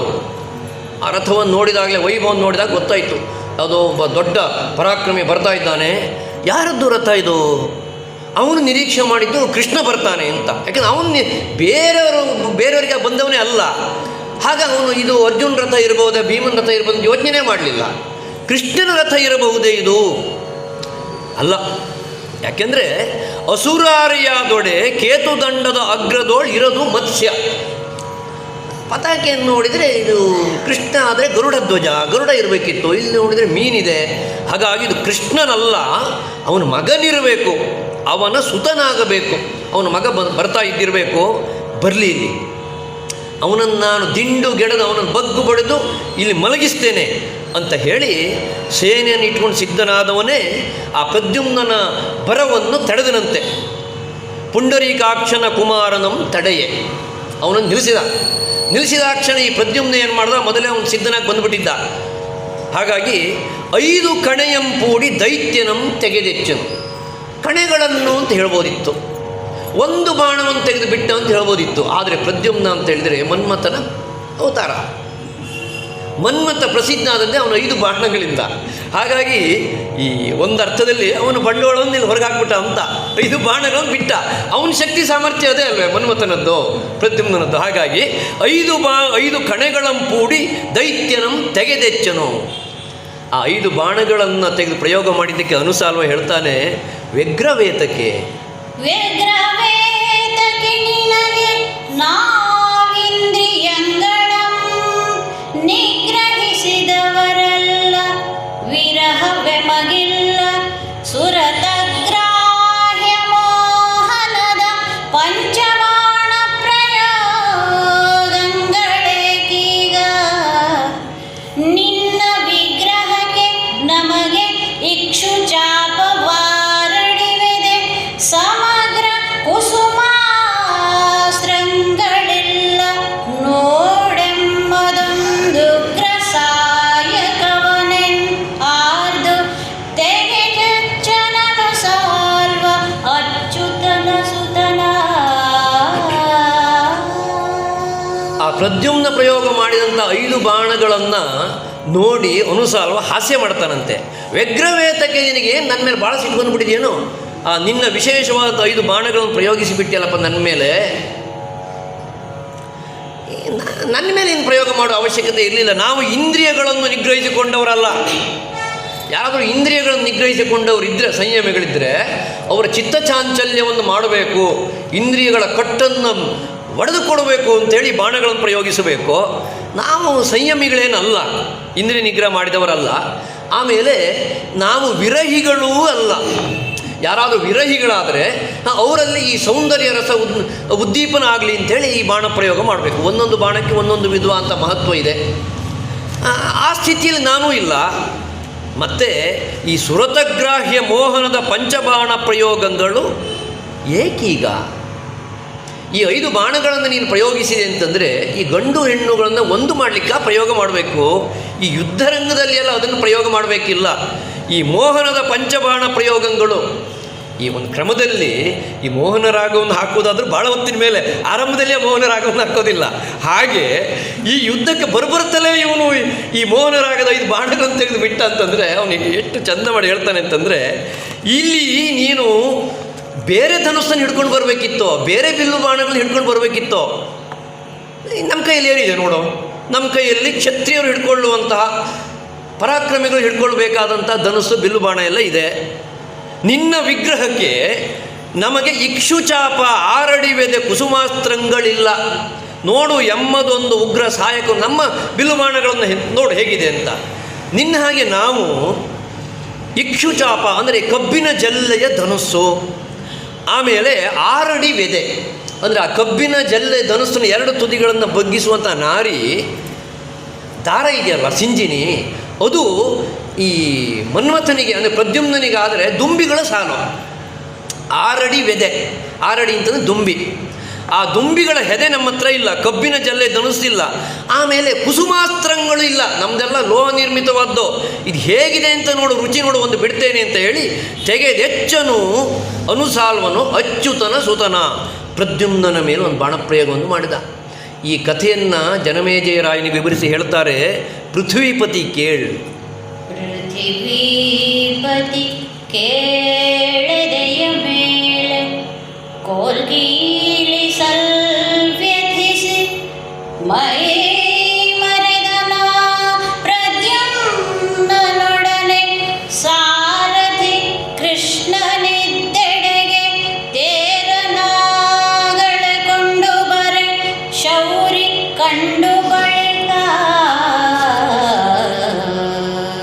ಪ್ರತುಲ ಪೌರುಷದಿಂದೆ ನಮ್ಮ ಸುತನೆಂದು ರಿಪುಮಥನ ಮಮ್ಮಾಡಿ ಬಳಲಿದೆನೆನುತೆ ಬಂದೆಲವೋ ಶಿಥಿಲ ಪೌರುಷ ನಿನ್ನನೇ ಗೈಯಲೆಂದು ಹರಿಯುದೆದ ಎಡಗಾಲ್ ತುದಿಯೊಳು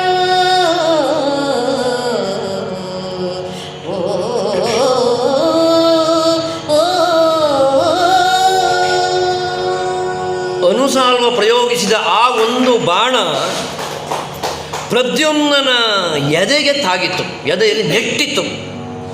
ಅದನ್ನು ಲಕ್ಷ್ಮೀಶ ಹೀಗೆ ಹೇಳ್ತಾನೆ, ಕೋಲ್ ಕೀಲಿಸಲ್ ಅದರ ಹೋಗಿ ನೆಟ್ಟುಕೊಳ್ತು ಸರಳು. ಆಗ ಮೈ ಮರೆದನ ಪ್ರದ್ಯುಮ್ನ, ಅವನು ಮೂರ್ಛೆ ತಪ್ಪಿ ಬಿದ್ದುಬಿಟ್ಟ. ಸಾರಥಿಗೆ ಗೊತ್ತಾಯಿತು, ಇವೊಂದು ಹೋರಾಟ ಆಯಿತು, ಇವನ ಕೆಲಸ ಆಯಿತು ಅಂತೇಳಿ. ಹಾಗಾಗಿ ಅವನು ಮರುಕ್ಷಣವೇ ರಥವನ್ನು ತಿರುಗಿಸಿಕೊಂಡು ಕೃಷ್ಣನಿದ್ದೆಡೆಗೆ ತೆಗೆದುಕೊಂಡು ಹೋದ. ನೋಡಿ ಪ್ರದ್ಯುಮ್ನನ ಅವಸ್ಥೆ ಅಂತ. ಶೌರ್ಯ ಅದ ಕಂಡು ಬಳಿಕ ಕೃಷ್ಣ ನೋಡ್ತಾನೆ, ಎಲ್ಲರೆದುರು ಪ್ರತಿಜ್ಞೆ ಮಾಡಿ ನಾನು ಕುದುರೆಯಿಂದ ಮರಳಿ ತೆಗೆದುಕೊಂಡು ಬರ್ತೇನೆ ಅಂತ ಪ್ರತಿಜ್ಞೆ ಮಾಡಿಕೊಂಡು ಹೋದಂತಹ ಬೇರೆ ಯಾರೋ ಅಲ್ಲ, ಇವನ ಮಗ ಈ ರೀತಿಯಲ್ಲಿ ಅವಮಾನ ಮಾಡಿ ಹೋಗಿ ಒಂದು ಸ್ವಲ್ಪ ಹೊತ್ತಿಗೆ ಹಿಂದೆ ತಿರುಗಿಬಿಟ್ರೆ ಕೃಷ್ಣನ ಈಗ ಯಾವ ರೀತಿ ಅವನು ಮುಖ ತೋರಿಸ್ಬೇಕು ಬೇರೆಯವರಿಗೆ? ಅವನು ಹೇಳ್ತಾನಂತೆ, ಶೌರಿ ಕಂಡು ಬಳಿಕ ನೋಡಿ ನಮ್ಮ ಪ್ರದ್ಯುಮ್ನ ಪೃಥುಲ ಪೌರುಷದಿಂದ ನಮ್ಮ ಸುತನಿಂದು ರಿಪುಮಥನ ಮಮ್ಮಾಡಿ ಬಳಲಿದನು. ಅತಿಯಾದ ಪರಾಕ್ರಮವನ್ನು ಹೋಗಿ ಪ್ರದರ್ಶನ ಮಾಡಿ ಬಂದ್ಬಿಟ್ಟಿದ್ದಾನೆ. ಅದಕ್ಕಾಗಿ ಇವನು ಶತ್ರುಗಳನ್ನು ಕೊಂದು ಭಾಳ ಬಸವಳಿಗೆ ಬಂದ್ಬಿಟ್ಟಿದ್ದಾನೆ, ಬಳಲಿ ಬಂದುಬಿಟ್ಟಿದ್ದಾನೆ ಅಂಥೇಳಿ ಅವನನ್ನು ಹಾಸ್ಯ ಮಾಡ್ತಾನಂತೆ. ಆಮೇಲೆ ಹೇಳ್ತಾನೆ ಪ್ರದ್ಯುಮ್ನನಿಗೆ, ಎಲ್ಲವೋ ಶಿಥಿಲ ಪೌರುಷ, ನೀನು ಎಂಥ ಪರಾಕ್ರಮಿ, ರಣ ಹೇಳಿ ನೀನು ಶಿಥಿಲ ಪರಾಕ್ರಮಿ ನೀನು, ನಿನ್ನನ್ನು ನಾನು ಏನು ಮಾಡಲಿ ಹೇಳು. ಅಂದರೆ ನಾವು ಬಿಡಿಸ್ಕೊಂಡು ಹೋಗಬೇಕು. ಕೃಷ್ಣನ ಬಗ್ಗೆ ಇವನು ದೈತ್ಯಾರಿ, ಅಸುರಾರಿ ಹೀಗೆಲ್ಲ ಹೆಸರಿದ್ದು ಬಿಟ್ಟಿದೆ. ರಾಕ್ಷಸರನ್ನು ಕೊಲ್ಲುವುದೇ ಇವನಿಗೆ ಕಾಯಕ.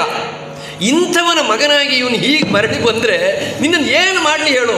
ಅಂದರೆ ನನ್ನ ಹೆಸರಿಗೆ ಮಸಿ ಬಳದಿಯಲ್ಲ ನೀನು, ನಿನ್ನನ್ನು ನಾನು ಏನು ಮಾಡಲಿ ಹೇಳು ಅಂತೇಳಿ ಹರಿ ಒದೆದನ್ ಎಡಗಾಲು ತುದಿಯಳು. ಅಷ್ಟು ನಿರ್ಲಕ್ಷ್ಯದಿಂದ, ಅಷ್ಟು ಅವನನ್ನು ಅವಮಾನಿಸಬೇಕು ಅಂತ. ಅದು ಪ್ರಯೋಗದಲ್ಲಿ ಹೇಗೆ ಅಂತಂದರೆ ಎಡಗಾಲದಲ್ಲಿ ಒದ್ರು ಬಲಗಾಲದಲ್ಲಿ ಒದ್ರು ಒದ್ದಿದ್ದೆ. ಆದರೆ ಎಡಗಾಲಿನಲ್ಲಿ ಒದ್ರು ಅಂತಂದರೆ ಅತ್ಯಂತ ನಿಕೃಷ್ಟವಾಗಿ ಅವನು ಆ ಸ್ಥಿತಿಯಲ್ಲಿ ಒದ್ದು ಹೇಳ್ತಾನಂತೆ, ಈಗ ಒದ್ರೆ ಹೋಗಿ ಬೀಳಬೇಕಲ್ಲ, ಮುಂದೆ ಎಲ್ಲಿಗೆ ಹೋಗ್ಬೇಕು ಅವನು, ಒದ್ದು ಕಳಿಸೋದು ಎಲ್ಲಿಗೆ ಇವನನ್ನು. ಅದಕ್ಕಾಗಿ ಕೃಷ್ಣ ಹಾಸ್ಯ ಮಾಡಿ, ಈ ಭಾಳ ಚಂದ ಸನ್ನಿವೇಶ ಇದು. ಪ್ರದ್ಯುಮ್ನನಿಗೆ ಹೇಳ್ತಾನಂತೆ, ಎಲ್ಲಿಗೆ ಹೋಗ್ತೀನಿ ನೀನು, ದ್ವಾರಕೆಗೆ ಹೋಗ್ತೀಯಾ? ದ್ವಾರಕೆಯೇನೆ ಎಂದು ಅಬಲೆಯರ ಮುಂದೆ ಹೋಗುವೆ ಹೋಗಾರಣ್ಯಕ್ಕೆ ಎನ್ನಲಲ್ಲಿ ಮುನಿಗಳಿಗೆ ಸೇರೆ ಕೆಟ್ಟ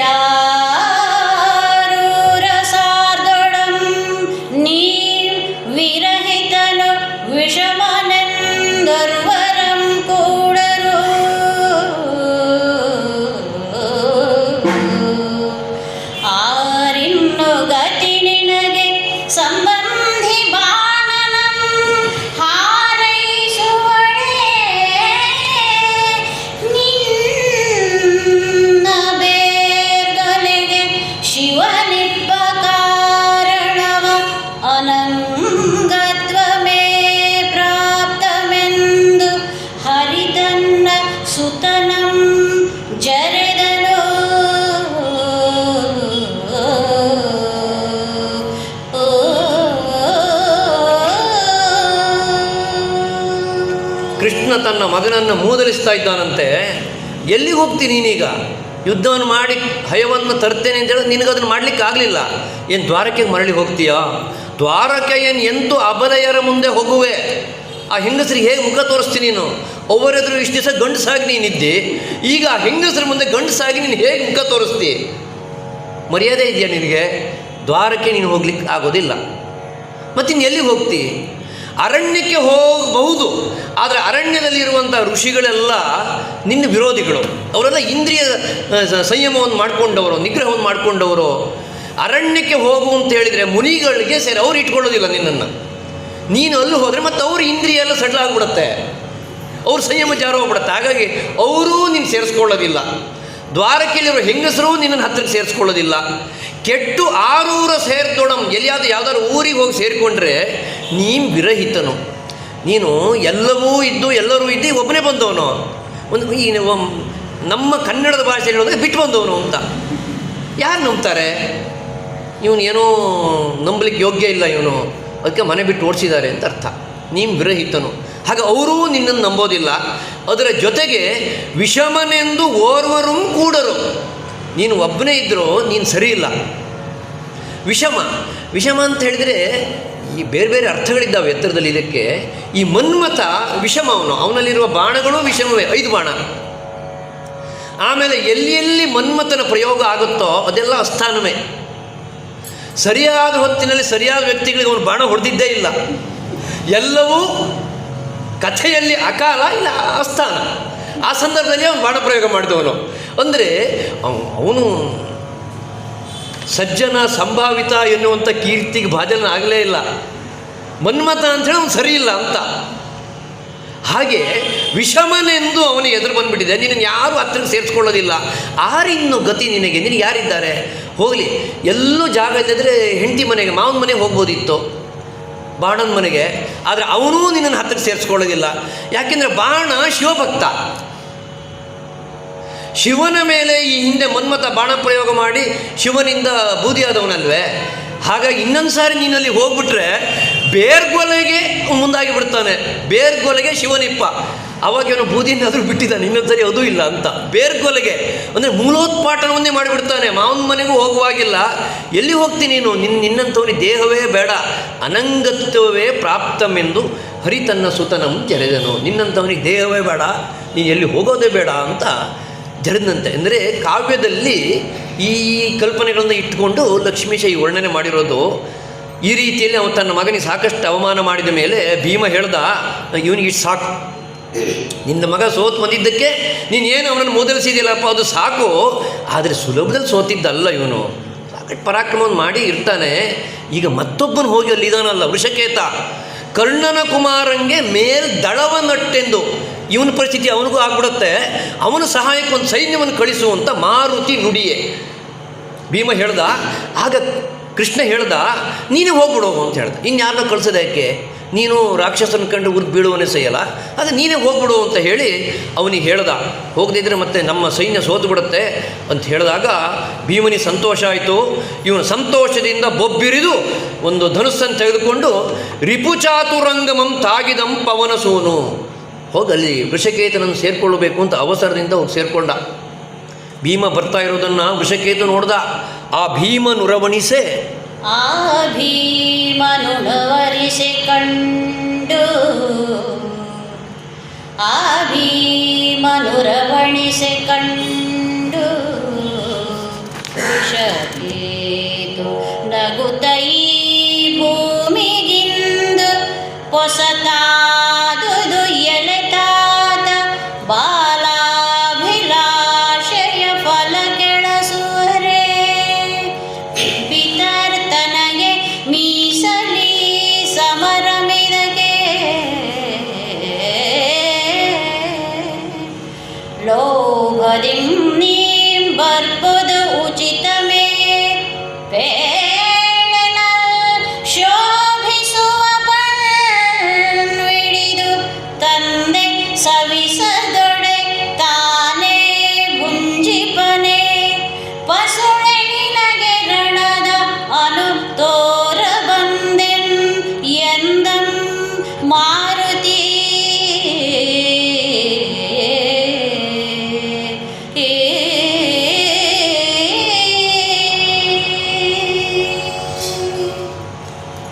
ಭೀಮಸೇನ ಬಂದು ತನ್ನನ್ನು ಸೇರಿಕೊಳ್ತಿದ್ದ ಹಾಗೆ ವೃಷಕೇತು ನೋಡ್ದ, ಏನು ನನ್ನ ಸಹಾಯಕ್ಕೆ ಮತ್ತೊಂದು ಸೈನ್ಯ ಬಂತಲ್ಲ ಅಂತ ತಿರುಗಿ ನೋಡ್ತಾನೆ. ಭೀಮವನ್ನು ನೋಡಿದ್ದಾನೆ ಸೈನ್ಯ ತೆಗೆದುಕೊಂಡು. ಆಗ ವೃಷಕೇತು ನಗುತ್ತಾ ಹೇಳ್ತಾನಂತೆ, ಇದೇನಿದು ಈ ರೀತಿ ಆಗೋಯ್ತು, ಭೂಮಿಗಿಂದು ಹೊಸತಾದುದೆಲೆ. ಈ ಪ್ರಪಂಚದಲ್ಲಿ ಹೊಸ ಸಂಗತಿಯನ್ನು, ಒಂದು ವಿರೋಧವನ್ನು ನಾನೀಗ ನೋಡ್ತಾ ಇದ್ದೇನೆ. ತಾತ ಬಾಲಾಭಿಲಾಷೆಯ ಫಲಕ್ಕೆ ಎಳಸುವರೆ. ಈ ಮಕ್ಕಳು ಹಣ್ಣನ್ನು ಕೊಯ್ದುಕೊಂಡು ತಿನ್ನಬೇಕು ಅಂತಿರುವಾಗ ತಂದೆ ಆ ಹಣ್ಣಿಗೆ ತಾನು ಒಂದು ಕೈ ಹಾಕ್ತಾನೆಯೇ. ಬಾಲ ಅಭಿಲಾಷೆಯಿಂದ ಹಣ್ಣಿಗೆ ಕೈ ಹಾಕ್ತಾ ಇದ್ದಾನೆ. ಅವನಿಗೆ ಬಿಟ್ಬಿಡ್ಬೇಕು ಅವಕಾಶವನ್ನು, ಮಕ್ಕಳು ತಿನ್ಕೊಳ್ಳಿ ಅಂತ ಬಿಡಬೇಕು. ಅದನ್ನು ಬಿಟ್ಟು ತಂದೆ ತಾನೇ ಬಂದು ಆ ಹಣ್ಣಿಗೆ ಕೈ ಹಾಕೋದು ಇದು ಎಷ್ಟು ಸರಿ? ತನಗೆ ಮೀಸಲಿ ಸಮರಂ, ಈ ಯುದ್ಧ ನನಗೆ ಮೀಸಲು. ನಾನು ಹೇಳಿದ್ದೇನೆ ಅನುಸಾರವನ್ನು ಬಗ್ಗಿಸಿ ಬರ್ತೇನೆ ಅಂತ. ನನಗೆ ಮೀಸಲಾದ ಈ ಸಮರಕ್ಕೆ ನೀನು ಲೋಭದಿಂದ ಬರ್ಪುದು ಉಚಿತವೇ?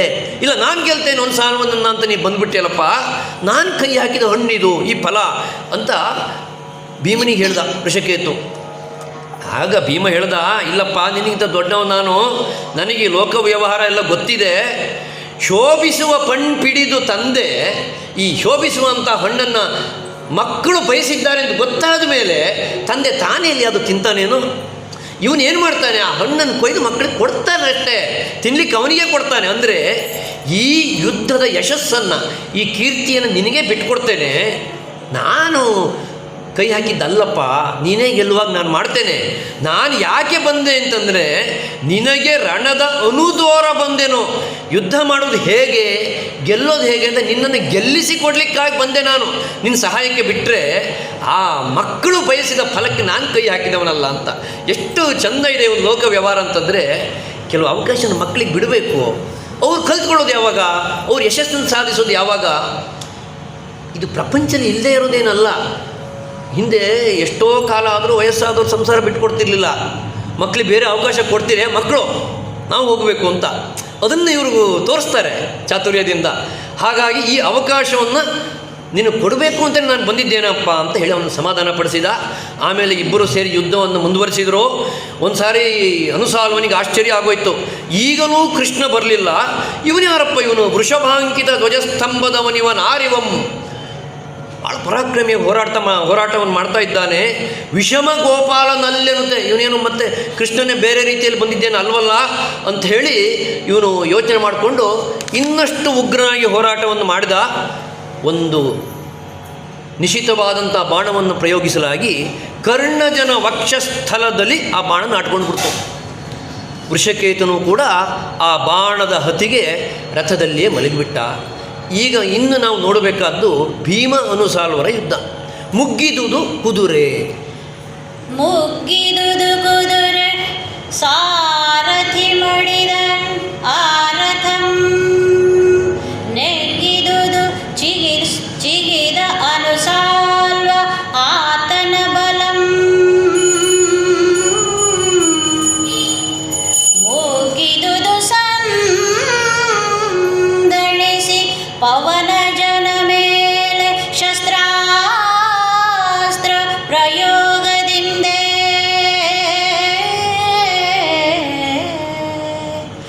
ತಗ್ಗಿದುದು ದಿಗ್ಧಂತಿ ಹೋಗಿರಾಜನ ಕೊರಲ್, ಕುಗ್ಗಿದುದು ಧರಣಿ ತಲಂ ಇಬ್ಬಾಗಮಾಗಿ, ಸಲೆ ಹೀಗಿದುದು ಹೋಗೆನಲ್ ಒಯ್ದನ್ ಉರುಗದೆಯಿಂದ ಪರಸೈನ್ಯಮಂ ಭೀಮನು, ಒಯ್ದನ್ ಉರುಗದೆಯಿಂದ ಪರಸೈನ್ಯಮಂ ಭೀಮನು.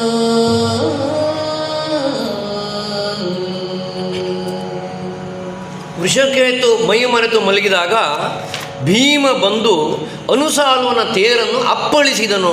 ಬಲ್ಗದೆಯವಳು ತನ್ನ ಗದೆಯಿಂದ ಅನುಸಾಲ್ವನ ರಥದ ಮೇಲೆ ಹೊಡೆದ. ಆಗ ಆ ರಥ ಚೂರು ಚೂರಾಗಿ ಹೋಯಿತು. ಮುಗ್ಗಿದುದು ಕುದುರೆ, ಆ ಕುದುರೆಗಳೆಲ್ಲ ಗಾಯಗೊಂಡು ಬಿದ್ದುವು. ಸಾರಥಿ ಮಡಿದನು, ರಥಂ ನೆಗ್ಗಿದುದು. ಇಷ್ಟಾಗುವಾಗ ಅನುಸಾಲ್ವನು ಹಾರಿಕೊಂಡ ರಥದಿಂದ, ಅವನು ಹೊರಗೆ ಬಿದ್ದ. ಈ ಕಡೆಯಲ್ಲಿ ಸಿಕ್ಕಿದಂತಹ ಬಲದ ಮೇಲೆ ಭೀಮ ತನ್ನ ಪರಾಕ್ರಮವನ್ನು ತೋರಿಸ್ತಾ ಇದ್ದಾನಂತೆ. ತನ್ನ ಕೈಯಲ್ಲಿರುವಂಥ ಉರುಗದೆಯಿಂದ ಪರಸೈನ್ಯಮಂ ಭೀಮನು ಪೊಯ್ದನು. ಗದೆಯನ್ನು ಬೀಸಿ ಬೀಸಿ ಹೊಡಿತಾ ಇರುವಾಗ ಆ ಭೀಮ ಯುದ್ಧ ಮಾಡುವ ಕ್ರಮ ಅಂತಂದರೆ ಹಾಗೆ, ಕೈಗೆ ಆನೆ ಸಿಕ್ಕಿದ ಸೊಳ್ಳನ್ನೇ ಹಿಡಿದು ಅಪ್ಪಳಿಸೋದು, ಆನೆ ಕುಸಿದು ಬಿತ್ತು. ಆಮೇಲೆ ಮತ್ತೊಬ್ಬರ ಕೈಯಲ್ಲಿ ಆಯುಧ ಅದನ್ನೇ ತೆಗೆದುಕೊಂಡು ಹೊಡೆಯೋದು. ಹೀಗೆ ಆ ರಣರಂಗವನ್ನೆಲ್ಲ ಇವನು ನುಚ್ಚು ನೂರು ಮಾಡ್ತಾ ಇದ್ದಾನಂತೆ. ಈ ಆರ್ಭಟಕ್ಕೆ ಈ ಕಾವ್ಯದಲ್ಲಿ ಉತ್ಪ್ರೇಕ್ಷೆ ಅಂತ ಹೇಳೋದು ಬಹಳ ಮುಖ್ಯ. ಅದರಲ್ಲಿ ಒಂದು ರೀತಿಯಾದ ರಂಜನೆ ಇರುತ್ತೆ. ಈ ಭೀಮಸೇನ ತನ್ನ ಗದೆಯನ್ನು ತೆಗೆದು ಈ ಬೀಸಿ ಬೀಸಿ ಹೊಡಿತಾ ಇರುವಾಗ ತಗ್ಗಿದುದು ದಿಗ್ದಂತಿ, ಈ ಭೂಮಿಯನ್ನು ಹೊತ್ತಂಥ ಅಷ್ಟ ದಿಗ್ಗಜಗಳ ಆ ಕೊರಳು ಬಾಗಿ ಹೋಗ್ಬಿಡ್ತಂತೆ, ಅವೆಲ್ಲ ತಗ್ಗಿಕೊಂಡು ಬಿಟ್ವು. ಆಮೇಲೆ ಭೋಗಿರಾಜನ ಕೊರಳು ಕುಗ್ಗಿದುದು, ಆ ದಿಗ್ದಂತಿಗಳು ಆ ದಿಗ್ಗಜಗಳು ಕುಗ್ಗಿದವು. ಆಮೇಲೆ ಒಂದು ಮಹಾಸರ್ಪ ಈ ಭೂಮಿಯನ್ನು ಹೊತ್ಕೊಂಡಿದೆ, ಅದು ಕೂಡ ತನ್ನ ಕೊರಳನ್ನು ಬಗ್ಗಿಸಿ ಕೊಟ್ಬಿಡ್ತಂತೆ, ಭಾರ ಆಗ್ಬಿಡ್ತು, ಹೊರಲಿಕ್ಕಾಗೋದಿಲ್ಲ ಅಂತ. ಆಮೇಲೆ ಧರಣಿ ತಲಂ ಇಬ್ಬಾಗವಾಗಿ, ಏನು ಭೂಮಿಯೇ ಎರಡು ಭಾಗವಾಗಿಬಿಡ್ತೋ ಎನ್ನುವ ಹಾಗೆ ಅದೊಂದು ವರ್ಣನೆ. ಈ ರೀತಿಯಲ್ಲಿ ಈ ಭೀಮನ ಪರಾಕ್ರಮ ಅಂತ ಹೇಳೋದು ಆ ಅನುಸಾಲ್ವನ ಸೈನ್ಯದ ಮೇಲೆ ನಡೀತು. ಇನ್ನೆಲ್ಲ ನೋಡ್ತಾ ಇದ್ದಂಥ ಅನುಸಾಲ್ವ ಒಂದು ರಥ ಹೋದರೆ ಏನಂತೆ ಅಂತ ಹೇಳಿ ಹೊಸ ರಥದೊಳೈತಂದ ಮತ್ತೊಂದು ಹೊಸ ರಥವನ್ನು ಹೊಂದಿಸಿಕೊಂಡು ಬಂದು ಈ ವೃಕೋದರದ ಮೇಲೆ ಯುದ್ಧವನ್ನು ಆರಂಭಿಸ್ತಾ ಇದ್ದಾನಂತೆ. ಈಗ ಮಲಗುವ ಸರದಿ ಭೀಮನದ್ದು. ಸಾಲ್ವಾನುಜಂ ಸಾಲ್ವಾನುಜಂ ಪೂರ್ಣಿಸಲ್ಗೆ ಯಮದಂಡಮಂ ಪೋಲ್ವಗದೆಯಂ ಕೊಂಡು ಮತ್ತೆ ಮಾರುತ ಸುತಂ ಮೇವಾಯ್ದು ಬರಲೊಂದು ಬಾಣಮಂ ಕಿವಿವರೆಗೆ ತೆಗೆದಚ್ಚು ಬೊಬ್ಬಿರಿಯಲು ಕೋಲ್ವಕ್ಷದಾಳ್ತಾಂಡೆ ಅಳವಳಿದು ಪವನಜಂ ತೇಲ್ವನಿತರೊಳ್ ಕಂಡು ದೈತ್ಯನುಳಿದ ಹಠರ್ಗೆ ಸೋಲ್ವನಲ್ಲಂದಚ್ಯುತಂ ತಾನೆ ಕೋಪದಿಂದ ಹವಕ್ಕೆ ನಡೆತಂದನು.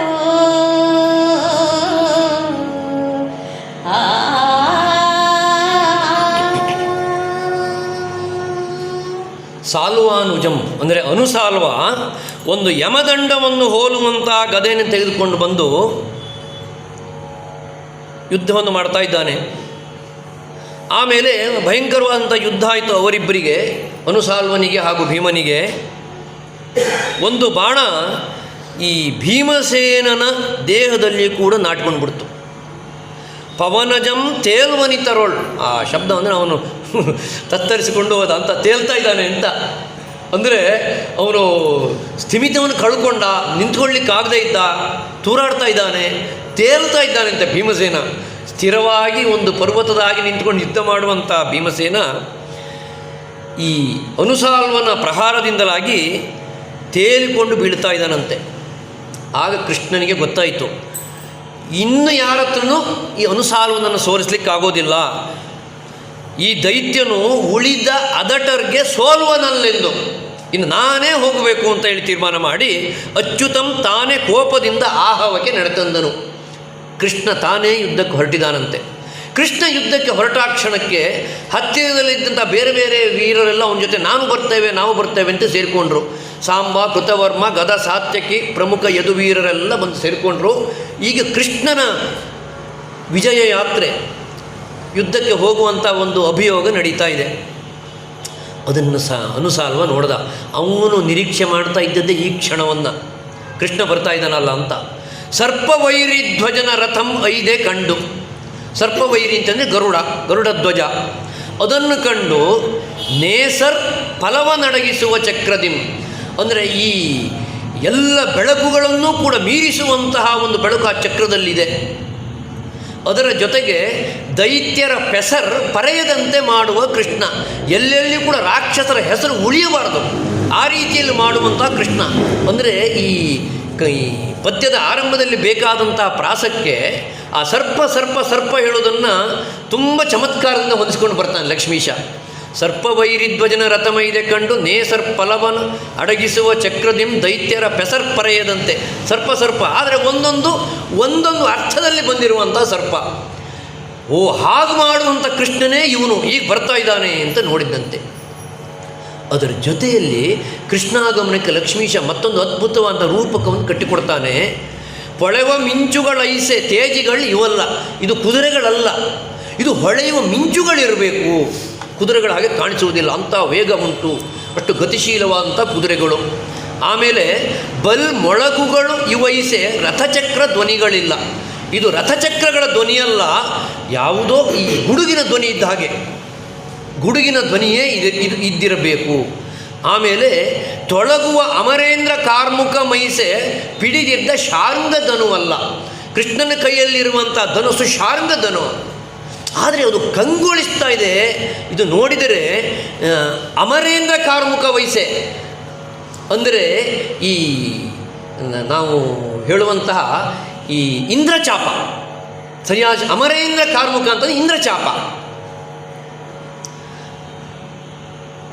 ಆಮೇಲೆ ಬಾಣಪ್ರಯೋಗವನ್ನು ಮಾಡ್ತಾ ಬರ್ತಾ ಇದ್ದಾನಲ್ಲ ಕೃಷ್ಣ, ಅದು ಮಳೆವನಿಗಳೈಸೆ ಕೂರುಂಬಗಳು ಇವಲ್ಲ, ಇದರ ಬಾಣ ಅಲ್ಲ, ಮಳೆ ಹನಿ ಬೀಳ್ತಾ ಇದ್ದಿರಬೇಕು.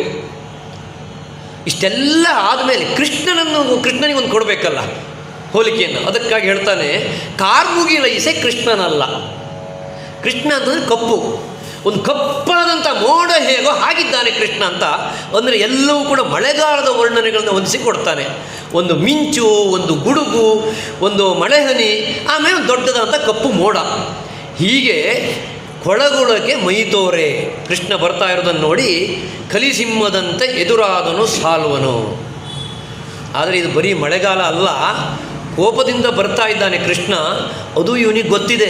ಅದಕ್ಕಾಗಿ ಹೇಳ್ತಾನೆ ವ್ಯಗ್ರದಿಂದ ಇದುವ ಮುರಾರಿಯ, ವ್ಯಗ್ರದಿಂದ ಇದುವ ಮುರಾರಿಯಂ ಕಂಡು ತನ್ನಗ್ರಜನ ಅಂದು ಕೊಂದ ಬಗೆವನೀತನಂ ನಿಗ್ರಹಿಪೆನೆಂದು ಕಣೆನಾಲ್ಕರಿಂದ ಅಚ್ಯುತನ ಹಯ ಚತುಷ್ಟಯವನಿಸಲು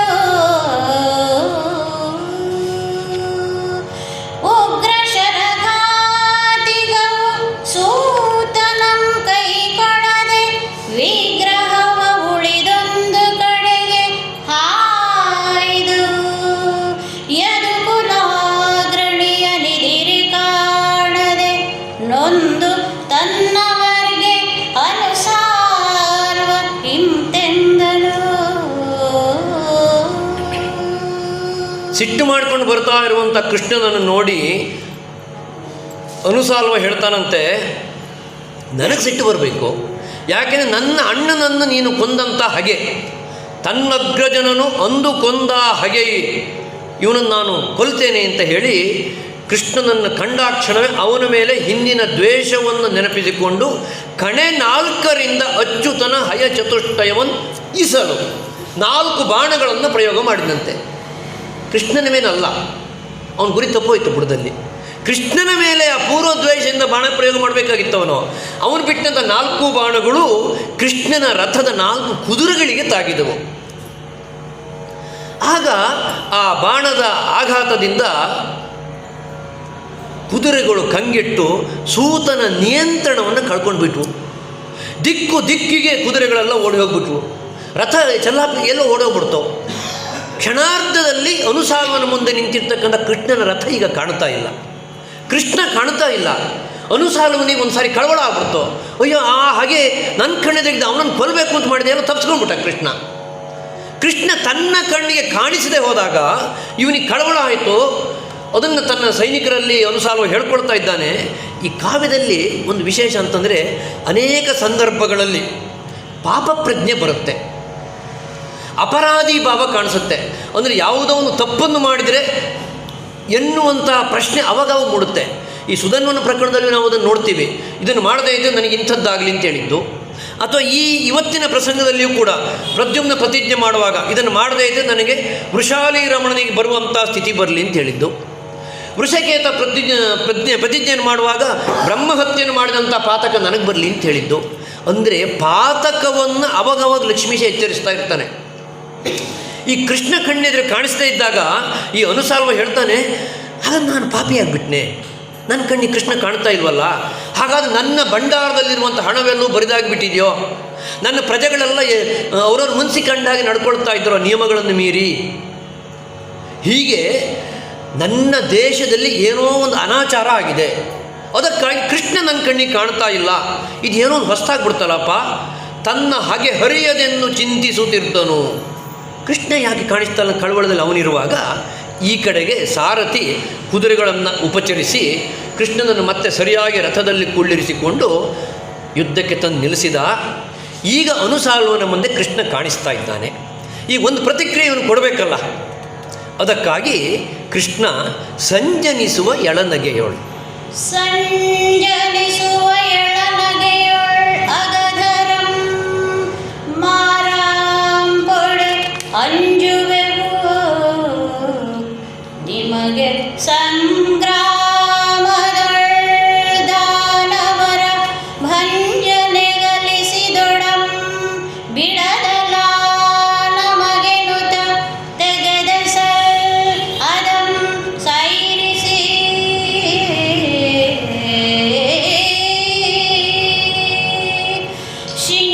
ಶಿಂಜಿನಿಯೊಳೊಂದು ಸರಳಂ ಪೂಡಿ ಬರ ಸೆಳೆದು ರಂಜಿಪ ವಿಶಾಲವಕ್ಷಸ್ಥಳವ ನೆಚ್ಚಲಂ ಅಂಜನಾದ್ರಿಯ ಮೇಲೆ ಸಿಡಿಲೆರಗಿದಂತಾಗೆ ಧನುಜಾರಿ ಮೈ ಮರೆದನು.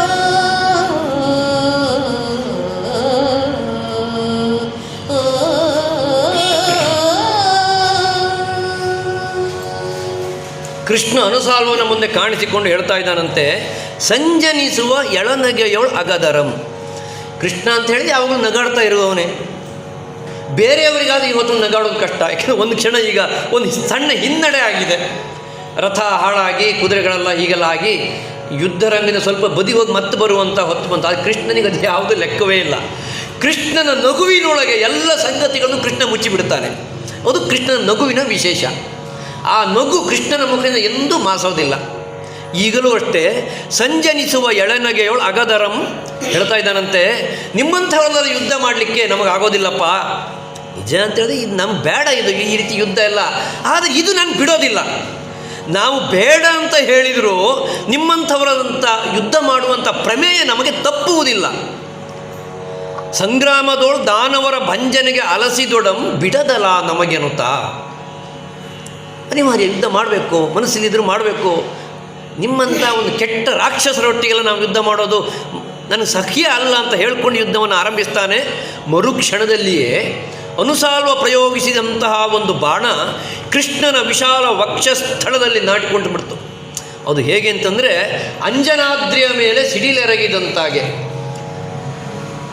ಒಂದು ಯಾವುದೋ ಒಂದು ತಗ್ಗು ಪ್ರದೇಶ ಕಣಿವೆಯಲ್ಲಿ ಸಿಟ್ಟು ಹೊಡೆದು ಯಾರಿಗೂ ಗೊತ್ತಾಗೋದಿಲ್ಲ. ಒಂದು ಎತ್ತರವಾದಂಥ ಪರ್ವತದ ಮೇಲೆ, ಒಂದು ಶ್ರೇಷ್ಠವಾದ ಪರ್ವತದ ಮೇಲೆ ಸಿಡಿಲು ಹೊಡೆದ್ರೆ ಎಲ್ಲರಿಗೂ ಕಾಣಿಸುತ್ತೆ. ಸಿಡಿಲು ಹೊಡೆದಿದ್ದು ಹೇಗೆ ತಾಗಿದ್ದೆಲ್ಲಿ ಅಂತಲೂ ಗೊತ್ತಾಗ್ಬಿಡುತ್ತೆ. ಹಾಗೆ ಅಂಜನಾದ್ರಿಯ ಮೇಲೆ ಸಿಡಿಲೆರಗಿದಂತಾಗೆ ಕೃಷ್ಣನು ಮೈಮರೆತು ಬಿಟ್ಟ, ಮೂರ್ಛೆ ಹೋದ. ಸಾರಥಿ ದಾರುಕ ಮರುಕ್ಷಣದಲ್ಲಿ ರಥವನ್ನು ತಿರುಗಿಸಿಕೊಂಡು ಈ ಬಿಡಾರ ಇತ್ತಲ್ಲ, ಅಂದರೆ ಇವರ ಹೆಂಗಸರು ಮುಂತಾದ ನೆಂಟಿಷ್ಟರೆಲ್ಲ ಇದ್ದರು, ಅಲ್ಲಿಗೆ ರಥವನ್ನು ತೆಗೆದುಕೊಂಡು ಬಂದುಬಿಟ್ಟ. ಅಲ್ಲೆಲ್ಲ ನೋಡ್ತಾ ಇದ್ದಾರೆ. ಕೃಷ್ಣನಾದರೂ ಯುದ್ಧವನ್ನು ಗೆದ್ದು ಬರ್ತಾನೆ ಅಂತಂದರೆ ಕೃಷ್ಣನು ಮೂರ್ಛೆ ತಪ್ಪಿ ಬಂದಿದ್ದಾನೆ. ಯಾರಿಗೂ ಏನು ಮಾಡಬೇಕು ಏನು ಹೇಳಬೇಕು ಅಂತ ಗೊತ್ತಾಗಲಿಲ್ಲ. ಆದರೆ ಆ ಸಂದರ್ಭದಲ್ಲಿಯೂ ಸತ್ಯಭಾಮಿಗೆ ಪಕ್ಕನೆ ಒಂದು ನಗು ಬಂದುಬಿಡ್ತು. ಈ ಕೃಷ್ಣನನ್ನು ಸತ್ಯಭಾಮೆ ಮೂದಲಿಸ್ತಾ ಇದ್ದಾಳೆ. ದಾನವಂಗಿದಿರಾಗಿ ಹೋಗಿ ದಾನವಂಗೆದಿರಾಗಿ ಹೋಗಿ ರಣದಳ್ ಪ್ರಾಣದಾನಂ ಪಡೆದು ಮರಳಿದ ನಿನ್ನ ಸತ್ವದ ನಿಧಾನವಂ ತಿಳಿದ ಹಿತರೆ ಗೈಯರ ಕಟ ನಿಜ ಶೌರ್ಯದಿಂ ಪ್ರದ್ಯುಮ್ನನ ಮಾನವಂ ಭಂಗಿಸಿದೆ ನಿನ್ನಂ ಜಗದಳಾವ ಮಾನವಂ ಬಣ್ಣ ಅದಟಿಗೆ ಸಮಾನವಂ ಕಾಣನೆಂದಳ್ ಸತ್ಯಭಾಮೆ ನಗುತ್ತ ಉರೆ ಜರೆದು ನಿಜಪತಿಯನು. ಸತ್ಯಭಾಮೆ ನಗಾಡ್ತಾ ಕೃಷ್ಣನನ್ನು ಈಗ ಹಾಸ್ಯ ಮಾಡ್ತಾ ಇದ್ದಾಳೆ. ಗಂಡ ಬಿದ್ದಾಗ ಅವನನ್ನು ಹಾಸ್ಯ ಮಾಡುವಂಥ ಒಂದು ಅವಕಾಶವನ್ನು ಯಾವ ಹೆಂಡತಿ ಕಳ್ಕೊಳ್ತಾಳೆ. ಅದರಲ್ಲಿ ಸತ್ಯಭಾಮೆಯಂತೂ ಅದರಲ್ಲಿ ಸಿದ್ಧಹಸ್ತಳು. ಈಗಾಗಲೇ ಇವತ್ತಿನ ಕಥೆ ಆರಂಭದಲ್ಲೇ ದ್ರೌಪದಿ ಜೊತೆಗೆ ಅವಳು ನಡೆದಂಥ ಒಂದು ಸಂಭಾಷಣೆ ನೋಡಿದ್ದೇವೆ.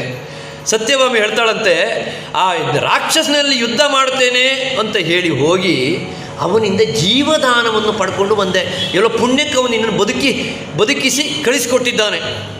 ನಿನ್ನ ಸತ್ವದ ನಿಧಾನವಂ ತಿಳಿದ ನಿನ್ನ ಪರಿಸ್ಥಿತಿ ಹೀಗಾಗಿದೆ. ಒಬ್ಬ ರಾಕ್ಷಸನಲ್ಲಿ ಹೋಗಿ, ಅಂದರೆ ಹಿಂದೆಲ್ಲ ರಾಕ್ಷಸಾರಿ ದೈತ್ಯಾರಿ ಎನಿಸಿಕೊಂಡವನು ಇವತ್ತು ರಾಕ್ಷಸನತ್ರ ಜೀವದಾನವನ್ನು ಪಡ್ಕೊಂಡು ಮನೆಗೆ ಬಂದಿದ್ದೀಯಾ ಅಂತ ಗೊತ್ತಾದರೆ ಜನ ನಿನ್ನ ಬಗ್ಗೆ ಇನ್ಮೇಲೆ ಏನು ಮಾತಾಡ್ತಾರೆ? ನಿನ್ನ ಹೆಸರು ಹೋಯ್ತಲ್ಲ, ನಿನ್ನ ಪ್ರಸಿದ್ಧಿ ಹೋಯ್ತಲ್ಲ. ಇದ್ರ ಜೊತೆಗೆ ಸ್ವಲ್ಪ ಹೊತ್ತಿನ ಮೊದಲು ನೀನೇನು ಮಾಡಿದೆ? ಪ್ರದ್ಯುಮ್ನನ ಮಾನವಂ ಭಂಗಿಸಿದೆ. ಯುದ್ಧದಲ್ಲಿ ಸೋತು ಬಂದ, ಅನುಸಾರದಲ್ಲಿ ಸೋತು ಬಂದ ಎನ್ನುವ ಕಾರಣಕ್ಕಾಗಿ ನಿನ್ನ ಮಗನಾದಂಥ ಪ್ರದ್ಯುಮ್ನನನ್ನು ನೀನು ಅವಮಾನ ಮಾಡಿಬಿಟ್ಟೆ. ಈಗ ನಿನ್ನನ್ನು ಅವಮಾನ ಮಾಡೋರು ಯಾರು? ಪ್ರದ್ಯುಮ್ನನ ಮಾನವಂ ಭಂಗಿಸಿದೆ, ನಿನ್ನಂ ಜಗದೋಳ್ ಆವ ಮಾನವಂ ಬಣ್ಣಿಸುವನು. ಇನ್ಮೇಲೆ ಯಾರಾದರೂ ನಿನ್ನನ್ನು ರಾಕ್ಷಸಾರಿ ಅಂತ ಹೇಳ್ತಾರೆಯೇ? ನಿನ್ನ ಈ ಪರಾಕ್ರಮಕ್ಕೆ ಸಮಾನರನ್ನು ಯಾರನ್ನೂ ನಾನು ಕಾಣಲಿಲ್ಲಪ್ಪ ಅಂತ ಹೇಳಿ ಗಂಡನನ್ನು ಮೂದಲಿಸ್ತಾ ಇದ್ದಾಳಂತೆ. ಕೃಷ್ಣನಿಗೆ ಎಚ್ಚರ ಆಯಿತು. ಅಲ್ಪ ಸ್ವಲ್ಪ ಮಂಪ್ರಿದ್ರೂ ಹೆಂಡತಿ ಈ ರೀತಿ ಹಾಸ್ಯ ಮಾಡುವಾಗ ಎಚ್ಚರ ಆಗಿಬಿಡುತ್ತು. ಕಂಡೆರೆದು ವಲ್ಲಭೆಯ ನುಡಿಗೆ ಲಜ್ಜಿಸಿ ಮನ ಕಂದೆ, ನನ್ನ ಹೆಂಡತಿ ಅವಮಾನ ಮಾಡುವಂಗೆ ಆಗ್ಬಿಡ್ತಲ್ಲ ಅಂತ ಒಂದು ಸಾರಿ ಅವನಿಗೆ ಮನಸ್ಸು ಮುದುಡಿ ಹೋಯ್ತಂತೆ. ಮರುಕ್ಷಣದಲ್ಲೇ ಈ ಸ್ಥಿತಿಯನ್ನು ತನಗೆ ತಂದಂತಹ ರಾಕ್ಷಸನ ಮೇಲೆ ಸಿಟ್ಟು ಬಂತು. ಕಣ್ಣಾಲಿಗಳು ಕೆಂಪಡರೆ ಕತಿ ಮಿಗಲ್ ಎಡಬಲಗಳನ್ನು ನೋಡಿ, ಇಲ್ಲ ನಾನು ರಾಕ್ಷಸಾರಿಯಾಗಿಯೇ ಯಾವತ್ತು ಪ್ರಪಂಚದಲ್ಲಿ ಇರುವವನು, ಮತ್ತೆ ಹೋಗ್ತೇನೆ, ಏನೋ ಒಂದು ಕ್ಷಣ ಮೂರ್ಛೆ ತಪ್ಪಿದ್ದಷ್ಟೇ ಅಂತೇಳಿ ಯುದ್ಧಕ್ಕೆ ಅನುವಾಗ್ತಾ ಇದ್ದಾನಂತೆ. ಸಿದ್ಧತೆಯನ್ನು ಮಾಡ್ತಾ ಇರುವಾಗ ಇದು ಇಲ್ಲಿಯ ಪ್ರಹಸನ ಆಯಿತು. ಈಗ ಅಲ್ಲಿ ನೋಡಬೇಕಲ್ಲ, ಈಗ ಯುದ್ಧವನ್ನು ಗೆಲ್ತೇನೆ ಅಂತ ಹೋದಂತಹ ಈ ಪ್ರದ್ಯುಮ್ನನಿಗೆ ಹಾಗಾಯಿತು, ಆಮೇಲೆ ಹೋದಂತಹ ಭೀಮನಿಗೆ ಹಾಗಾಯಿತು, ಕೃಷ್ಣನಿಗೆ ಹೀಗಾಯಿತು. ಇನ್ನಲ್ಲಿ ಒಬ್ಬ ಉಳ್ಕೊಂಡಿದ್ದಾನೆ ವೃಷಕೇತ. ಅವನನ್ನು ಯಾರು ಮರಳಿ ಕರ್ಕೊಂಡು ಬರಲಿಲ್ಲ. ಅವನು ಒಂದು ಕ್ಷಣ ಮೈ ಮರೆತಿದ್ದು ಹೌದು, ಆದರೆ ಅವನ ಸಾರಥಿ ಅವನನ್ನು ಅಲ್ಲಿಯೇ ಉಳಿಸಿದ್ದಾನೆ. ಇವರನ್ನೆಲ್ಲ ಕರ್ಕೊಂಡು ಬಂದುಬಿಟ್ಟಿದ್ದಾರೆ. ಅಲ್ಲಿರುವಂಥ ವೃಷಕೇತನಿಗೆ ಈಗ ಎಚ್ಚರ ಆಯಿತಂತೆ. ಎಚ್ಚರ ಆಗಿ ನೋಡ್ತಾನೆ, ಎದುರುಗಡೆ ಅನುಸಾಲ್ವ ನಿಂತಿದ್ದಾನೆ. ಇಲ್ಲಿಯ ತನಕ ಸ್ಥಿತಿಗತಿಯಲ್ಲಿ ಅವನಿಗೆ ಗೊತ್ತಾಯಿತು, ಕೃಷ್ಣನನ್ನು ಇವನು ಸೋಲಿಸಿ ಕಳಿಸಿಬಿಟ್ಟಿದ್ದಾನೆ ಅಂತ. ಅದಕ್ಕಾಗಿ ಅವನು ಹೇಳ್ತಾನಂತೆ, ನೀನು ಕೃಷ್ಣನನ್ನು ಸೋಲಿಸಿದೆಯಲ್ಲ, ಇಷ್ಟಕ್ಕೆ ನಿನ್ನನ್ನು ದೊಡ್ಡ ಪರಾಕ್ರಮಿ ಅಂತ ನಾನು ತಿಳಿಯೋದಿಲ್ಲ, ನಾನಿದ್ದೇನೆ ಅಂತ ಹೇಳಿ ಅನುಸಾಲ್ವನಿಗೆ ಮತ್ತೆ ತಾಗಿದ ವೃಷಕೇತ. ಆಗ ಆ ಅನುಸಾಲ್ವ ಹೇಳ್ತಾನೆ, ಕೃಷ್ಣನನ್ನು ನಾನು ಗೆದ್ದೆ ಹೌದು, ಏನು ಕೃಷ್ಣ ಭಾಳ ದೊಡ್ಡ ಪರಾಕ್ರಮಿಯ ಅಂಥೇಳಿ ಹೇಳ್ತಾನೆ. ಹೆಂಗುಸಂ ಕೊಂದ ಅದಟತನದಿಂದೆ ಬಂಡಿಯಂ ಭಂಗಿಸಿದ ಬಲ್ಪಿಂದೆ ಎತ್ತು ಕತ್ತೆಯ ನಿರಿದ ತುಂಗ ವಿಕ್ರಮದಿಂದೆ ಹಕ್ಕಿ ಹಾವಂ ಸದೆದ ಸಾಹಸದೆ ಬೆರೆತಿರ್ದೊಳೆ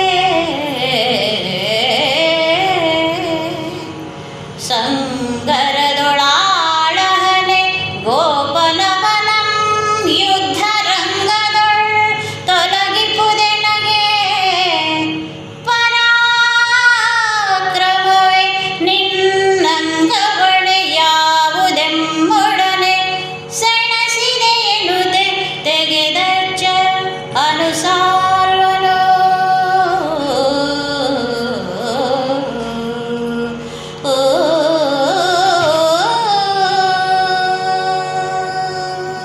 ಅನುಸಾಲ್ವ ಹೇಳ್ತಾನೆ ವೃಷಕೇತನಿಗೆ, ಹೌದಪ್ಪ, ನಾನು ಕೃಷ್ಣನನ್ನು ಸೋಲಿಸಿದೆ. ಕೃಷ್ಣನನ್ನು ಸೋಲಿಸಿದೆ ಅಂತಂದರೆ ಅದೊಂದು ದೊಡ್ಡ ಸಾಹಸ, ಒಂದು ಮಾನದಂಡ ಅಂತೇನಲ್ಲ. ಕೃಷ್ಣ ಏನು ಮಹಾಪರಾಕ್ರಮಿ, ಕೃಷ್ಣ ಏನು ಮಾಡಿದ್ದಾನೆ? ಹೆಂಗುಸಂ ಕೊಂದ ಅದಟತನದಿಂ. ಒಂದು ಕಾಲದಲ್ಲಿ ಒಂದು ಹೆಂಗಸನ್ನು ಕೊಂದ, ಅಂದರೆ ಪೂತನಿ ಸಂಹಾರದ ಕತೆ. ಆಮೇಲೆ ಬಂಡಿಯಂ ಭಂಗಿಸಿದ, ಅಂದರೆ ಶಕಟಾಸುರನನ್ನು ಕೊಂದಂಥ ಕತೆ. ಎತ್ತು ಕತ್ತೆಯ ನೀರಿದ, ಅಂದರೆ ಈ ಧೇನುಕಾಸುರ ಅವರನ್ನೆಲ್ಲ ಕೊಂದಂತಹ ಕತೆ. ಆಮೇಲೆ ತುಂಗ ವಿಕ್ರಮದಿಂದ ಹಕ್ಕಿ ಹಾವಂ ಸದೆದ, ಅಂದರೆ ಒಂದು ಕೃಷ್ಣನ ಬಾಲಲೀಲೆಗಳನ್ನೆಲ್ಲ ಒಂದೊಂದನ್ನಾಗಿ ಹೇಳ್ತಾನೆ. ಧೇನುಕಾಸುರ ಹೇಳುವವನು ಕತ್ತೆ ರೂಪವನ್ನು ಧರಿಸ್ಕೊಂಡು ಬಂದಿರ್ತಾನೆ, ಅವನನ್ನು ಕೃಷ್ಣ ಕೊಂದಿದ್ದು. ಈ ಕಥೆಯನ್ನೆಲ್ಲ ಅವನು ಲೇವಡಿ ಮಾಡಿ ಹೇಳೋದು. ಅದೇನು ಮಹಾಪರಾಕ್ರಮವೇ, ಒಂದು ಹೆಂಗಸು, ಹಾವು, ಹಕ್ಕಿ, ಒಂದು ಗಾಡಿ ಮುರಿಯೋದು, ಅದೆಲ್ಲ ಏನು ದೊಡ್ಡ ಸಾಹಸವೇ ಅಲ್ಲ. ಸಂಗರದೊಳು ಆಳಹನೆ, ಅವನೇನು ನಮ್ಮಂತಹ ಒಂದು ಗುರಿಮೀಸೆ ಹೊತ್ತಕಾರಿಯೇ, ಯುದ್ಧರಂಗದಲ್ಲಿ ಮಹಾಪರಾಕ್ರಮಿ ಅವನು, ಏನೂ ಅಲ್ಲ. ಗೋಪನವನಂ, ಅವನೊಬ್ಬ ಸಾಮಾನ್ಯ ಗೋಪಾಲಕ. ಯುದ್ಧರಂಗದಲ್ಲಿ ಅಂಥವನನ್ನು ಹಿಮ್ಮೆಟ್ಟಿಸುವುದು ನನಗೇನು ಪರಾಕ್ರಮವೇ, ಏನಲ್ಲ. ಈಗ ನೀನು ಹೇಳು, ಏನು ಹುಂಕಾರ ಮಾಡ್ತಾ ಇದೆಯಲ್ಲಪ್ಪ, ನೀನು ಹೇಳು, ನಿನ್ನ ಅಂಗವಣಿ ಯಾವುದು, ನೀ ನನ್ನ ಹತ್ರ ಏನು ಮಾಡುವವನು, ಹೋರಾಟ ಮಾಡುವವನು ಅಂಥೇಳಿ ಕೃಷ್ಣನನ್ನು ಗೆದ್ದಿದ್ದು ದೊಡ್ಡ ಸಂಗತಿಯೇ ಅಲ್ಲ ಎನ್ನುವಂಥ ಭಾವವನ್ನು ಹೇಳಿ ಈ ವೃಷಕೇತನಲ್ಲಿ ಅನುಸಾಲ್ವ ಯುದ್ಧಕ್ಕೆ ಎದುರಾಗ್ತಾ ಇದ್ದಾನೆ. ಅವನು ಯುದ್ಧಕ್ಕೆ ಬಂದ ಅಂತ ವೃಷಕೇತನಿಗೆ ಏನು ಅನ್ನಿಸ್ಲಿಲ್ಲ. ಆದರೆ ಕೃಷ್ಣನ ಅಂತಹ ಅದ್ಭುತ ಲೀಲೆಗಳನ್ನು ಯಕ್ಕಶ್ಚಿತ್ ಎನ್ನುವ ಹಾಗೆ ಹಾಸ್ಯ ಮಾಡಿದನಲ್ಲ ಇವನು, ಅದಕ್ಕಾಗಿ ವೃಷಕೇತ ಹೇಳ್ತಾನೆ, ಎಲವೋ ಖಳ ಎಲವೋ ಖಳ ನೀನರಿಯದಿರ್ದೊಡೇನೋ,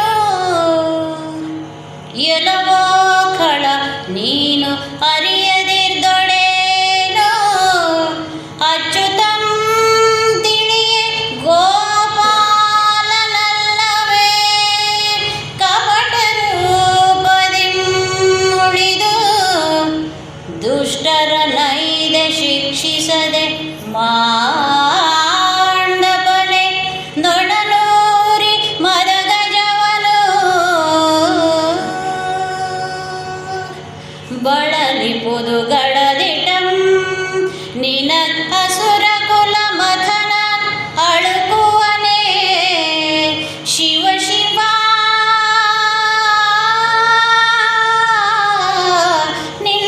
ನಿನ್ನೊಡನೆ ಸೆಣಸುವಡೆ ಬಲವಂತರ ವಲ್ಲ ನೋಡು, ಸಾಕಿನ್ನೆನುತೆ ತೆಗೆದಚ್ಚ ನಿನಜ ಸೋಲು. ವೃಷಕೇತ ಹೇಳ್ದ, ಎಲವೋ ಖಳ ನೀನು ಅರಿಯದಿರ್ದೋಡೇನು ಅಚ್ಯುತಂ ತಿಳಿಯೇ ಗೋಪಾಲನಲ್ಲವೇ, ನೀನೊಬ್ಬ ರಾಕ್ಷಸ, ನಿನಗೊಂದು ಬುದ್ಧಿ ಇಲ್ಲ, ನಿನಗೊಂದು ಸಂಸ್ಕಾರ ಇಲ್ಲ, ಅದಕ್ಕಾಗಿ ಕೃಷ್ಣನ ಈ ರೀತಿಯಲ್ಲಿ ಅರ್ಥೈಸಿಕೊಡ್ತಾ ಇದೆಯಾ? ಹೌದು, ಪ್ರಪಂಚ ಮುಖದಲ್ಲಿ ಕೃಷ್ಣ ಏನು ಕೇಳಿದ್ರೆ ಗೋಪಾಲಕ. ಎಂತಹ ಗೋಪಾಲಕ ಅವನು? ಕಪಟ ರೂಪದಿಂ ಮುಳಿದು ದುಷ್ಟರ ನೈದೆ ಶಿಕ್ಷಿಸದೆ ಮಾಡಿದಪ್ಪನೇ. ಈ ದುಷ್ಟರನ್ನು ಕೊಲ್ಲಿಕ್ಕಾಗಿ ಅವನು ಈ ರೀತಿಯಾದಂಥ ವೇಷವನ್ನು ಧರಿಸ್ಕೊಂಡು ಬಂದಿದ್ದಾನೆ. ನೀನು ಹೇಳ್ದಿಲ್ಲಪ್ಪ ಕೃಷ್ಣನನ್ನು ಸೋಲಿಸಿಬಿಡ್ತೀನಿ ಅಂತ, ನಿನ್ನ ಹತ್ರ ಎಲ್ಲ ಆಗೋದಲ್ಲ ಅದು. ನೊಣನೂರಿ ಮದಗಜವನ್ನು ಬಳಲಿಪುದು ಗಡ ದಿಟಂ. ಎಲ್ಲಿಯಾದರೂ ಉಂಟೆ ಪ್ರಪಂಚದಲ್ಲಿ ಒಂದು ನೊಣ ಒಂದು ಆನೆಯನ್ನು ಸೋಲಿಸೋದು ಅಂತಂದರೆ ಎಲ್ಲಿಯಾದರೂ ಉಂಟೆ ಪ್ರಪಂಚದಲ್ಲಿ? ಸಾಧ್ಯವೇ ಇಲ್ಲ. ನಿನಗೆ ಅಸುರ ಕುಲ ಮಥನ ಅಳುಕುವನೇ, ನೀನಲ್ಲ, ನಿನ್ನ ಜಾತಿಯವರನ್ನೆಲ್ಲ ಕೊಂದವನು ಕೃಷ್ಣ, ಅಸುರ ಕುಲ ಮಥನ. ಅಂಥವನೇನಾದರೂ ನಿನಗೆ ಹೆದರೋದು ಉಂಟೆ? ಈಗ ಹೋಗಲಿ ಬಿಡು, ಕೃಷ್ಣನ ಮೇಲೆ ನಿನಗೆ ಗೌರವ ಇಲ್ಲದಿದ್ದರೆ ಹೋಗಲಿ, ಈಗ ನಾನಿದ್ದೇನೆ. ಹಾಗೆ ನಾನೇನು ದೊಡ್ಡ ಪರಾಕ್ರಮಿ ಏನಲ್ಲ, ಬಲವಂತರಾವಲ್ಲ, ನಿನಗೆ ಸಾಕು. ಇದು ಎಂತಹ ಒಂದು ಚೋದ್ಯ ಅಂತ ಹೇಳಿದರೆ, ಕೃಷ್ಣನನ್ನು ಏನೂ ಅಲ್ಲ ಹೇಳಿದಂಥ ಅನುಸಾಲ್ವನಿಗೆ ಮತ್ತೊಂದು ರೀತಿಯಲ್ಲಿ ಹೊಡೆಯೋದು, ಮಾತಿನಿಂದ ಹೊಡೆಯೋದು ಅಂತ. ಕೃಷ್ಣನನ್ನು ಗೆದ್ದಿದ್ದು ದೊಡ್ಡ ಸಾಹಸ ಅಲ್ಲ, ಮಾನದಂಡ ಅಲ್ಲ ಅಂತ ಹೇಳಿದೆಯಲ್ಲಪ್ಪ. ಈಗ ನೋಡು, ನಾನು ಪರಾಕ್ರಮಿ ಏನಲ್ಲ, ಅದು ನಿನಗೆ ಸಾಕು ಅಂದರೆ ನೀನು ಎಷ್ಟು ಅಂತ ಇವನನ್ನು ಅಷ್ಟೇ ಮಾತಿನ ತಗ್ಗಿಸಿಬಿಟ್ಟ ಅಂತ ಹೇಳಿ ಈ ವೃಷಕೇತ ಬಾಣಪ್ರಯೋಗಕ್ಕೆ ಮುಂದಾದನಂತೆ. ಅದನ್ನು ವರ್ಣಿಸ್ತಾ ಇಲ್ಲಿ ಹೇಳ್ತಾನೆ, ವರ್ಣಿಸುವಡ ಅರಿದು ಹೇಳಲಿಕ್ಕೆ ಸಾಧ್ಯ ಇಲ್ಲ. ಕೂರಂಬುಗಳಿಗೆ ಅಂಬರದೊಳು ಎಂಬಲಾಯಿತು ಅಂತ. ಅಂಬು ಅಂಬು ಅಂಬು ಎನ್ನುವುದನ್ನು ಈ ಲಕ್ಷ್ಮೀಶನ ಕಾವ್ಯದ ಈ ಮಹತ್ವವೇ ಇದು. ಇದು ಆರಡಿ ಅಂದರೆ ಈ ಜೇಂಕೃತಿ ಬರಬೇಕು ಶಬ್ದದ ಸಾರೂಪ್ಯದಲ್ಲಿ. ಕೂರಂಬುಗಳಿಗೆ ಅಂಬರದೊಳು ಇಂಬಿಲ್ಲದೆಂಬ ಓಲ್ ಆಯಿತು ಅಂತ. ಹೌದು, ಸುಳ್ಳಲ್ಲ. ಆಕಾಶದಲ್ಲಿ ಒಂದು ಸಣ್ಣ ಸ್ಥಳವುಗಳಿಲ್ಲ, ಆ ರೀತಿ ಬಾಣಗಳೆಲ್ಲ ಮುಚ್ಚಿಕೊಂಡು ಬಿಟ್ಟು ಆಕಾಶವನ್ನು ಅಂತ ಹೇಳಿದರೆ ಧನುಸ್ ಹೇಗೆ ಕಾಣಬೇಕು ಅದನ್ನೀಗ ವರ್ಣಿಸ್ತಾರೆ. ಮಂಡಲಾಕೃತಿ ಅಲ್ಲದಿರೋದು, ಮಂಡಲಾಕೃತಿಯಲ್ಲದಿರುವುದು ಇಲ್ಲದಿರದು ನೋಡಲ್ಕೆ ಕೋದಂಡವಂ ಬುಗಿವ ಹೂಡುವ ಬಿಡುವ ಭೇದವಂ ಕಂಡಬರದಾರಸ್ತಮಯ ಮಾದುದಂಡೆಸೆಗಳಂ ಅನುಸಾಲ್ವ ನಳವಳಿದರು ನಿಂದುರುಳಿತಾತನ ಚತುರ್ಬಲಂ ಬಳಿಕ ಕೋದಂಡಮಂ ಕೊಂಡವನ ರಥದೆಡೆಗೆ ಬಂದೆಳೆದುಕೊಂಡು ಕೃಷ್ಣನ ಪದಾಂಬುಜದ ಹೊರೆಗಾಗಿ ನಡೆ ತಂದಿಳುಹಿ ಕೈ ಮುಗಿದನು.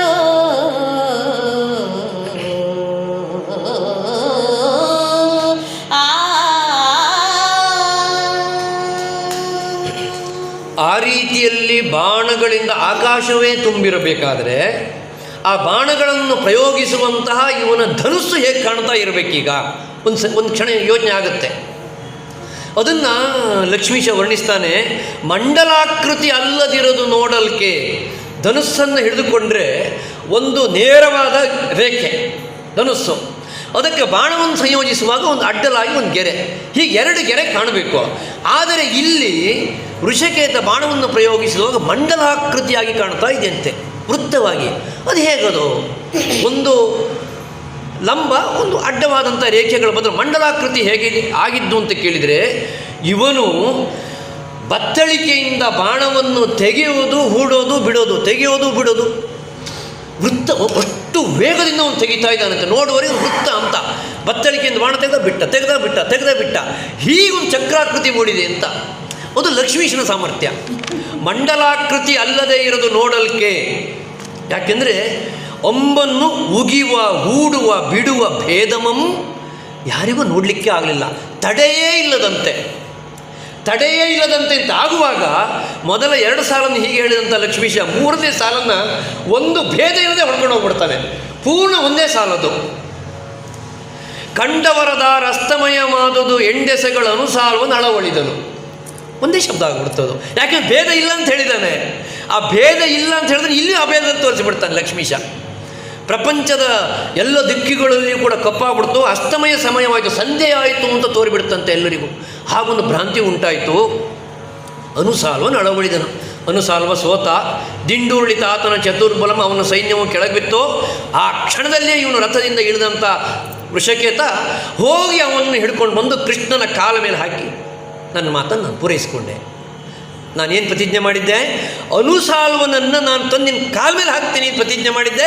ನನ್ನ ಮಾತನ್ನು ನಾನು ಪೂರೈಸಿದ್ದೀನಿ ಅಂತ ಹೇಳುವಾಗ ಅಲ್ಲಿರುವಂಥ ಸ್ತ್ರೀಯರೆಲ್ಲ ಪೊಗಳ್ದರು. ಈ ಕ್ಷತ್ರಿಯರಲ್ಲಿ ಅನೇಕರು ಉಂಡಾಡಿಗಳು, ಸುಮ್ಮನೆ ಬಾಯಿ ಮಾತಿನಲ್ಲಿ ಏನೇನೋ ಹೇಳ್ಕೊಂಡು ಓಡಾಡ್ತಾರೆ. ಬಿಟ್ಟರೆ ಆಡಿದ ಮಾತನ್ನು ನಡೆಸಲಿಕ್ಕೆ ಸಮರ್ಥರು ಎಷ್ಟು ಜನ ಇದ್ದಾರೆ, ಇವನು ಹೌದಪ್ಪ ಅಂತ ಹೇಳಿ ಎಲ್ಲರೂ ಕರ್ಣಜನನು ಹೊಗಳಿದರು. ಅಲ್ಲಿ ಒಂದು ಪ್ರತಿಜ್ಞೆ ಪೂರೈಸಿತು. ಆ ನಂತರದಲ್ಲಿ ಮಾಡಿದ ಪ್ರತಿಜ್ಞೆಯೇ ಪೂರೈಸಿತು. ಮೊದಲು ಮಾಡಿದಂಥ ಪ್ರತಿಜ್ಞೆ ಒಂದು ಉಳ್ಕೊಂಡಿದೆ. ಆದರೆ ಅಷ್ಟರೊಳಗೆ ಈ ಅನುಸಾಲ್ವನಿಗೆ ಎಚ್ಚರ ಆಗ್ತಾ ಇದೆ. ಯುದ್ಧಶ್ರಮಂ ಪೋಗೆ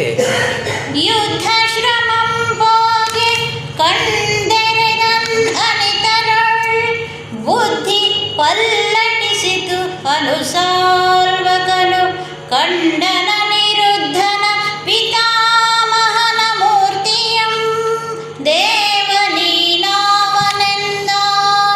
ಅರಿಯದೆ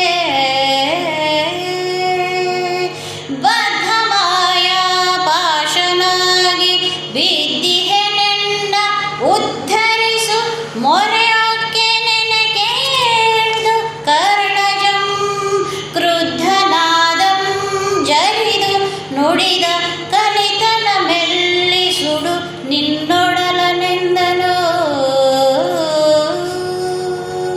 ಅಷ್ಟು ಹೊತ್ತಿಗೆ ಅನುಸಾಲ್ವನಿಗೆ ಎಚ್ಚರ ಆಯಿತು. ಯುದ್ಧಶ್ರಮಂ ಪೋಗೆ ಕಂದೆರೆದನು ಅನಿತರೋಳ್. ಎಂತಹ ಎಚ್ಚರ ಇದು! ಉಳಿದವರಿಗೆಲ್ಲ ಹಾಗೆ ಮೂರ್ಛೆ ತಪ್ಪಿದ್ದು ಎಚ್ಚರ ಆಗಿದ್ದು. ಆದರೆ ಅನುಸಾಲ್ವನಿಗೆ ಹಾಗಲ್ಲ. ಇವನ ಬದುಕಿನ ನಿಜವಾದ ಎಚ್ಚರ ಆಯಿತು. ಯಾಕೆಂದರೆ ಪಲ್ಲಟಿಸಿತು ಅನುಸಾಲ್ವನಿಗೆ ಬುದ್ಧಿ.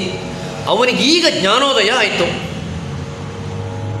ಅವನ ಅಂತರಂಗದಿಂದ ಕೃಷ್ಣ ಯಾರು ಎನ್ನುವುದು ಅವನಿಗೆ ವೇದ್ಯವಾಯಿತು. ನೋಡ್ತಾನೆ ಅನಿರುದ್ಧನ ಪಿತಾಮಹನ ಮೂರ್ತಿಯಂ, ಕಣ್ಣೆದುರಿಗಿರುವಂಥ ಕೃಷ್ಣನೇ ಈಗ ಬೇರೆ ರೀತಿಯಲ್ಲಿ ಕಾಣಿಸ್ತಾ ಇದ್ದಾನೆ. ಇಷ್ಟು ಹೊತ್ತಿನ ತನಕ ಅವನಿಗೆ ಕೃಷ್ಣ ಅಂತಂದರೆ ಯಾರೋ ತನ್ನ ಅಣ್ಣನಾದಂಥ ಸಾಲ್ವನನ್ನು ಕೊಂದವ, ತನ್ನ ವಂಶದವನ್ನು ತನ್ನ ಮನೆತನವನ್ನು ಹಾಳು ಮಾಡಿದವನು, ರಾಜಧಾನಿಯನ್ನು ಹಾಳು ಮಾಡಿದವನು ಎನ್ನುವ ದ್ವೇಷದ ಭಾವನೆ ಇತ್ತು. ಈಗ ಬುದ್ಧಿ ಪಲ್ಲಟಿಸಿತು, ಜ್ಞಾನೋದಯ ಆಯಿತು. ಆ ಪಿತಾಮಹನ ಮೂರ್ತಿಯನ್ನು ನೋಡಿ ಹೇಳ್ತಾ ಇದ್ದಾನಂತವನು, ದೇವ ನೀನಾವನೆಂದು ಅರಿಯದೆ ಬದ್ಧ ಮಾಯಾಪಾಶನಾಗಿ ಬಿದ್ದೇನು. ಇಷ್ಟು ದಿವಸ ನನಗೆ ಜ್ಞಾನ ಇರಲಿಲ್ಲ, ನೀನು ಯಾರು ಅಂತ ನನಗೆ ಅರಿವಿರಲಿಲ್ಲ. ಮಾಯಾಪಾಶನಾಗಿ ಈ ಮಾಯೆಯಲ್ಲಿ ಸಿಕ್ಕಿ ಅಂಧಕಾರದಲ್ಲಿದ್ದಂಥ ಒಂದು ಜೀವನ ಆಗಿಬಿಟ್ಟಿದ್ದೆ. ಈಗ ನನಗೆ ಜ್ಞಾನೋದಯ ಆಗಿದೆ, ನಾನು ಮಾಡಿದ ತಪ್ಪೆಲ್ಲ ನನಗೆ ಅರ್ಥವಾಗಿದೆ, ನನ್ನನ್ನು ಕ್ಷಮಿಸು ನೀನು ಅಂತ ಹೇಳಿ ಅವನನ್ನು ಕೇಳ್ತಾ ಇದ್ದಾನಂತೆ. ನನ್ನನ್ನು ಉದ್ಧರಿಸು. ಸುಮ್ಮನೆ ಉದ್ಧರಿಸ್ತಾನೆ ದೇವರು, ನಿನ್ನ ಮರೆ ಹೊಕ್ಕೆ ಅಂದರೆ ನಿನಗೆ ಶರಣಾಗಿ ಬಂದಿದ್ದೇನೆ, ನನ್ನನ್ನು ಕಾಪಾಡು ಅಂತ ಹೇಳಿ ಅನುಸಾಲ್ವ ಕೃಷ್ಣನಲ್ಲಿ ಶರಣಾಗತಿಯನ್ನು ಕೇಳ್ತಾ ಇದ್ದಾನಂತೆ. ಆಗ ಪಕ್ಕದಲ್ಲಿ ನಿಂತಹ ವೃಷಕೇತನಿಗೆ ಸಿಟ್ಟು ಬಂತು. ಹೇಳ್ದ, ನೀನು ಜೀವಕ್ಕೆ ಬಾಧೆ ಬಂದಾಗ ಒಂದು ಮಾತಾಡ್ತಿ, ಅಲ್ಲಿ ನಿಂತರೆ ಬೇರೆ ಮಾತಾಡ್ತಿ. ಇಷ್ಟು ಹೊತ್ತಿನ ತನಕ ನಿನಗಿತ್ತ ಹರಿದ್ವೇಷ ಅದನ್ನು ಬಿಟ್ಟು ಈಗ ಕೃಷ್ಣನ ಶರಣಾಗತಿಯ ಮಾತಾಡ್ತೀಯಲ್ಲ, ತೋರಿಸು ನಿನ್ನ ಪರಾಕ್ರಮವನ್ನು. ನಿನ್ನ ಕಲಿತನ ಮೇಲೆ ನಿನ್ನ ಪರಾಕ್ರಮ ಎಲ್ಲಿ ಹೋಯ್ತು ತೋರಿಸು, ಸುಡು ನಿನ್ನ ಒಡಲ, ನಿನ್ನ ಜೀವನಕ್ಕೆ ಇಷ್ಟು ಬೆಂಕಿ ಬೀಳಲಿಕ್ಕೆ ಈ ರೀತಿಯಲ್ಲಿ ಮಾತಾಡ್ತಾ ಇದೆಯಲ್ಲಪ್ಪ ಅಂಥೇಳಿ ಅವನನ್ನು ಮೂದಲಿಸಿದ. ಆಗ ರೋಷಮೇತಕ್ಕೆ ಮರುಳೆ ವೃಷಕೇತು ಅನುಸಾರ ಹೇಳ್ತಾನಂತೆ, ಯಾಕೆ ಸಿಟ್ಟು ಮಾಡ್ತೀಯಪ್ಪ, ಕೃಷ್ಣನನ್ನು ನಾನು ಬೈದೆ, ಕೃಷ್ಣನಂ ದ್ವೇಷದಿಂ ಬೈದೊಣಂ, ಕೃಷ್ಣನ ದ್ವೇಷದಿಂದ ಬೈಲಿ ಅಥವಾ ಮನವಾರೆ ಸಂತೋಷದಿಂದ ಸ್ತುತಿ ಮಾಡಲಿ, ಏನೇ ಮಾಡಲಿ ಕೃಷ್ಣನಾಮಕ್ಕೆ ಕೃಷ್ಣನಾಮದ ಮಹತ್ವ ಇಲ್ಲವೇನಪ್ಪ. ಸಿಟ್ಟು ಮಾಡ್ಕೊಂಡು ಹೇಳಿದರೂ ಕೃಷ್ಣ, ಸ್ತುತಿ ಮಾಡಿ ಹೇಳಿದರೂ ಕೃಷ್ಣ, ಯಾವುದೇ ರೀತಿಯಲ್ಲಿ ಕೃಷ್ಣನನ್ನು ಹೊಗಳಿದರೂ ಆ ಕೃಷ್ಣ ನಾಮದ ಪಠಣಕ್ಕೆ ಕೋಟಿ ಜನ್ಮದಳು ಒದವಿದ ದೋಷಗಳು ನಾಶವಾಗೋದಿಲ್ವೇ. ಹಾಗೆ ದ್ವೇಷದಿಂದ ನಾನು ಕೃಷ್ಣನ ಸೇರಿದೆ ಅಂತ ಇದೊಂದು ಪಂಥ ಇದೆ. ಭಕ್ತರಾಗಿ ಭಗವಂತನನ್ನು ಸೇರೋದು, ದ್ವೇಷದಿಂದ ಭಗವಂತನನ್ನು ಸೇರೋದು. ಆ ಪಂಥದಲ್ಲಿ ಈಗ ಕೃಷ್ಣನ ಹತ್ರ ಇವನು ಬಂದಿದ್ದಾನೆ ಅನುಸಾಲ್ವ. ಏನು ಉದ್ದೇಶ ಇಟ್ಕೊಂಡು ಹೇಳಿದರು, ಕೃಷ್ಣ ನಾಮಕ್ಕಿರುವಂಥ ಫಲ ಏನು, ಕೋಟಿ ಜನ್ಮಗಳಲ್ಲಿ ಮಾಡಿದಂಥ ಪಾಪ ನಾಶವಾಗ್ತದೆ. ಈಗ ನೀನು ಯಾಕೆ ಸಿಟ್ಟು ಮಾಡ್ತೀಯ, ಕೃಷ್ಣ ಇದ್ದಾನೆ, ಕ್ಷಮೆಯನ್ನು ಕೊಡಬೇಕಾದವನು ಕೃಷ್ಣ, ಅವನು ನನ್ನನ್ನು ಕಾಯದೇ ಉಳಿವನೇ. ಕೃಷ್ಣನಾಮವನ್ನು ನಾನು ಹೇಳಿದ್ದಕ್ಕಾಗಿ ನನಗೆ ಅದರ ಫಲ ದೊರೆಯದೇ ಇರ್ತದೆಯೇ ಅಂತ ಹೇಳಿ ಮತ್ತೆ ಕೃಷ್ಣನ ಅಂಗ್ರಿಗಳ ಮೇಲೆ ಬಿದ್ದಂತೆ. ಆಗ ಈ ಸನ್ನಿವೇಶವನ್ನು ಮುಕ್ತಾಯ ಮಾಡ್ತಾ ಇದ್ದಾನೆ ಕೃಷ್ಣ. ನಗುತೆ ಮಧುಸೂದನ, ನಗುತೆ ಮಧುಸೂದನಂ ಪ್ರೀತಿಯಿಂದಾತನಂ ತೆಗೆದಪ್ಪಿ ನೀನಿಂದು ಮೊದಲಾಗಿದಿ ವಿಜರ್ಗೆ ಪಗೆಯಲಿಸದೆಮ್ಮೊಡನೆ ಧರ್ಮ ಜನ ಯಜ್ಞದ ಸಹಾಯಕ್ಕೆ ಇರ್ಪುದೆಂದು ಮಿಗೆ ಮಂದಿಪನಿತರುಳ್ ಪ್ರದ್ಯುಮ್ನನುಳಿದ ಸೇನೆಗಳೆಲ್ಲಮಂ ಗೆಲ್ದು ತುರಗಮಂ ಬಿಡಿಸಿಕೊಂಡ್ ಅಗಧರನ ಸಮ್ಮುಖಕ್ಕೆ ತಂದು ನಿಲ್ಲಿಸಿದ ನಿತ್ಯ ಭಾಷೆಗೆ ಉತ್ತಾರಮಾಗೆ ನಿಪನಿತರುಳ್ ಪ್ರದ್ಯುಮ್ನನುಳಿದ ಸೇನೆಗಳೆಲ್ಲಮಂ ಗೆಲ್ದು ತುರಗಮಂ ಬಿಡಿಸಿಕೊಂಡಗಧರನ ಸಮ್ಮುಖಕ್ಕೆ ತಂದು ನಿಲ್ಲಿಸಿದ ನಿತ್ಯ ಭಾಷೆಗೆ ಉತ್ತಾರಮಾಗೆ ಅಗಧರನ ಸಮ್ಮುಖಕ್ಕೆ ತಂದು ನಿಲ್ಲಿಸಿದ ಇತ್ತ ಭಾಷೆಗೆ ಉತ್ತಾರಮಾಗೆ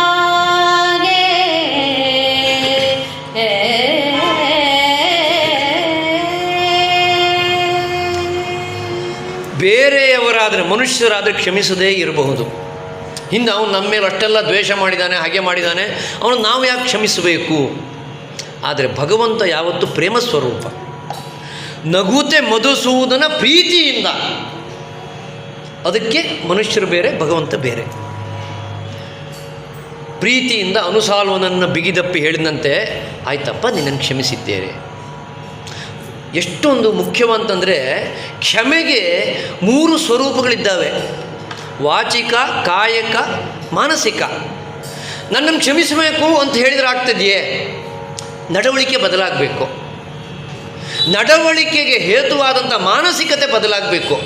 ಅದಕ್ಕಾಗಿ ಕೃಷ್ಣ ಹೇಳ್ತಾನೆ, ಇಂದು ಮೊದಲಾಗಿ ನೀನು ದಿವಿಜರ್ಗೆ ಪಗೆ ಎನಿಸದೆ. ಈ ರಾಕ್ಷಸರು ಅಂತಂದರೆ ದೇವತೆಗಳಿಗೆ ವಿರೋಧಿಗಳು, ವೈರಿಗಳು. ನಿನ್ನ ರಾಕ್ಷಸತ್ವ ಹೋಗಬೇಕು ಅಂತ. ಇವತ್ತಿನ ಮೇಲಿಂದ ನೀನು ರಾಕ್ಷಸ ಅಂತ ಆಗಬಾರ್ದು, ದೇವತೆಗಳಿಗೆ ಹಗೆ ಅಂತ ಆಗಬಾರ್ದು. ಇನ್ನು ಮೇಲಿಂದ ನೀ ದೇವತೆಗಳಿಗೆ ಹಗೆ ಎನಿಸದೆ. ಮಾನಸಿಕತೆ ಬದಲಾಗಬೇಕು. ಆಮೇಲೆ ಕಾಯಕವಾಗಿ ಹೇಗೆ ಅಂತಂದರೆ, ಧರ್ಮಜನ ಯಜ್ಞ ಸಹಾಯಕ್ಕೆ ಇಪ್ಪುದೆಂದು. ಬಾಯಲ್ಲಿ ಹೇಳಿದ್ದಾಯ್ತಲ್ಲ ನನ್ನನ್ನು ಕ್ಷಮಿಸಬೇಕು ಅಂತ, ಕ್ಷಮಿಸಿದ್ದೇನೆ ಅಂತ ಹೇಳ್ದ. ಆದರೆ ನಡವಳಿಕೆ ಬದಲಾಗಬೇಕು. ಇಲ್ಲದ್ರೆ ಆ ಕ್ಷಮೆಗೆ ಅರ್ಥ ಎಲ್ಲಿ? ಅರ್ಥ ಇಲ್ಲ. ಹಾಗಾಗಿ ನಡವಳಿಕೆ ಬದಲಾಗಬೇಕು, ನಿನ್ನ ಮಾನಸಿಕತೆ ಬದಲಾಗಬೇಕು. ಇನ್ಮೇಲೆ ನೀನು ದೇವತಾ ವಿರೋಧವಾದಂಥ ಕಾರ್ಯವನ್ನು ಮಾಡಬೇಡ. ಯಜ್ಞಾಗಾದಿಗಳನ್ನು ಹಾಳು ಮಾಡೋದು, ಈಗ ಈ ಗೋವುಗಳನ್ನು, ಸ್ತ್ರೀಯರನ್ನು, ಬ್ರಾಹ್ಮಣ, ಹೀಗೆ ಇಂಥ ಅಪರಾಧಗಳನ್ನೆಲ್ಲ ಮಾಡಬೇಡಪ್ಪ. ಪ್ರಪಂಚ ಮೆಚ್ಚುವಾಗಿ, ದೇವತೆಗಳು ಮೆಚ್ಚುವಾಗಿ ಬದುಕು ನೀನು ಅಂತ ಹೇಳೋದ್ರ ಜೊತೆಗೆ, ನೀನು ಧರ್ಮರಾಜನ ಯಾಗಕ್ಕೆ ವಿರೋಧಿ ಆಗಬೇಡ, ಯಾಗಕ್ಕೆ ಬೆಂಬಲಿಗನಾಗಿ ಬಂದು ಸೇರಿಕೊಳ್ಳಬೇಕು ಅಂತ ಹೇಳ್ದ. ಅದಕ್ಕೆ ಅನುಸಾಲ್ವ ಅಸ್ತು ಅಂತ ಹೇಳಿದಲ್ಲಿಗೆ ಅನುಸಾಲ್ವನ ಶರಣಾಗತಿ ಪೂರ್ಣ ಆಯಿತು. ಆದರೆ ಮೊದಲು ಮಾಡಿದ ಒಂದು ಪ್ರತಿಜ್ಞೆ ಉಳ್ಕೊಂಡು ಬಿಟ್ಟಿದೆ. ಆ ಕುದುರೆ ಅಲ್ಲೇ ಇದೆ. ಕುದುರೆ ಅಲ್ಲಿಂದ ಇಲ್ಲಿ ಬಂದ ಮೇಲೆ ಅಲ್ವ ಇದು ಸರಿಯಾದಂಥ ಮುಕ್ತಾಯ ಅಂತ ಆಗೋದು. ಅನುಸಾಲ್ವನೇ ಇಲ್ಲಿ ಬಂದು ಶರಣಾಗತಿ ಮಾಡಿದ ಮೇಲೆ ಅಲ್ಲಿ ಏನೂ ಉಳಿಲಿಲ್ಲ. ಅಷ್ಟೊತ್ತಿಗೆ ಪ್ರದ್ಯುಮ್ನಿಗೆ ಎಚ್ಚರ ಆಯಿತು. ಪ್ರದ್ಯುಮ್ನ ಅನಿತರೋಳು ಪ್ರದ್ಯುಮ್ನ ಉಳಿದ ಸೇನೆಗಳನ್ನೆಲ್ಲಮಂ ಗೆಲ್ದು ತುರಗಮಂ ಬಿಡಿಸಿಕೊಂಡು ಅಗದರನ ಸಮ್ಮುಖಕ್ಕೆ ತಂದು ತೋರಿಸಿದ. ಅವನಿಗೆ ಕಷ್ಟವೇ ಆಗಲಿಲ್ಲ ಈ ಸಾರಿ. ಎಲ್ಲ ಮುಗಿದು ಹೋಗ್ಬಿಟ್ಟಿದೆ. ಕುದುರೆ ಸಣ್ಣ ಪುಟ್ಟವ್ರನ್ನೆಲ್ಲ ಹೊಡೆದು ಆ ಕುದುರೆಯನ್ನು ತೆಗೆದುಕೊಂಡು ಬಂದು ಕೃಷ್ಣನಿಗೆ ತೋರಿಸಿದ. ನನ್ನ ಮಾತನ್ನು ನಾನು ಪೂರೈಸ್ಕೊಂಡಿದ್ದೇನೆ ಅಂತ ಹೇಳ್ದ. ನಾನು ಆಗಲೇ ಅದಕ್ಕಾಗಿ ಹೇಳಿದ್ದು, 2 ಪ್ರತಿಜ್ಞೆಗಳು ಭಾಳ ಮುಖ್ಯ. ಪ್ರಕರಣದ ಮುಕ್ತಾಯಕ್ಕೆ ಪ್ರತಿಜ್ಞೆ ಪೂರ್ಣ ಆಗಬೇಕು. ವೃಷಕೇತ ಹೇಳಿದ್ದು ಅನುಸಾಲ್ವನನ್ನು ತಂದು ನಿನ್ನ ಕಾಲ್ಬುಡದಲ್ಲಿ ಹಾಕ್ತೇನೆ ಅಂತ. ವೃಷಕೇತನ ಮಾತು ಪೂರೈಸಿತು. ಪ್ರದ್ಯುಮ್ನ ಹೇಳಿದ್ದೇನು, ಆ ಕುದುರೆಯನ್ನು ಮರಳಿಸಿ ತರ್ತೇನೆ ಅಂತ. ಅದೂ ಪೂರೈಸಿತು ಎನ್ನುವಲ್ಲಿಗೆ ಇವತ್ತಿನ ಗಮಕ ಭಾಗಕ್ಕೆ ಮಂಗಳ.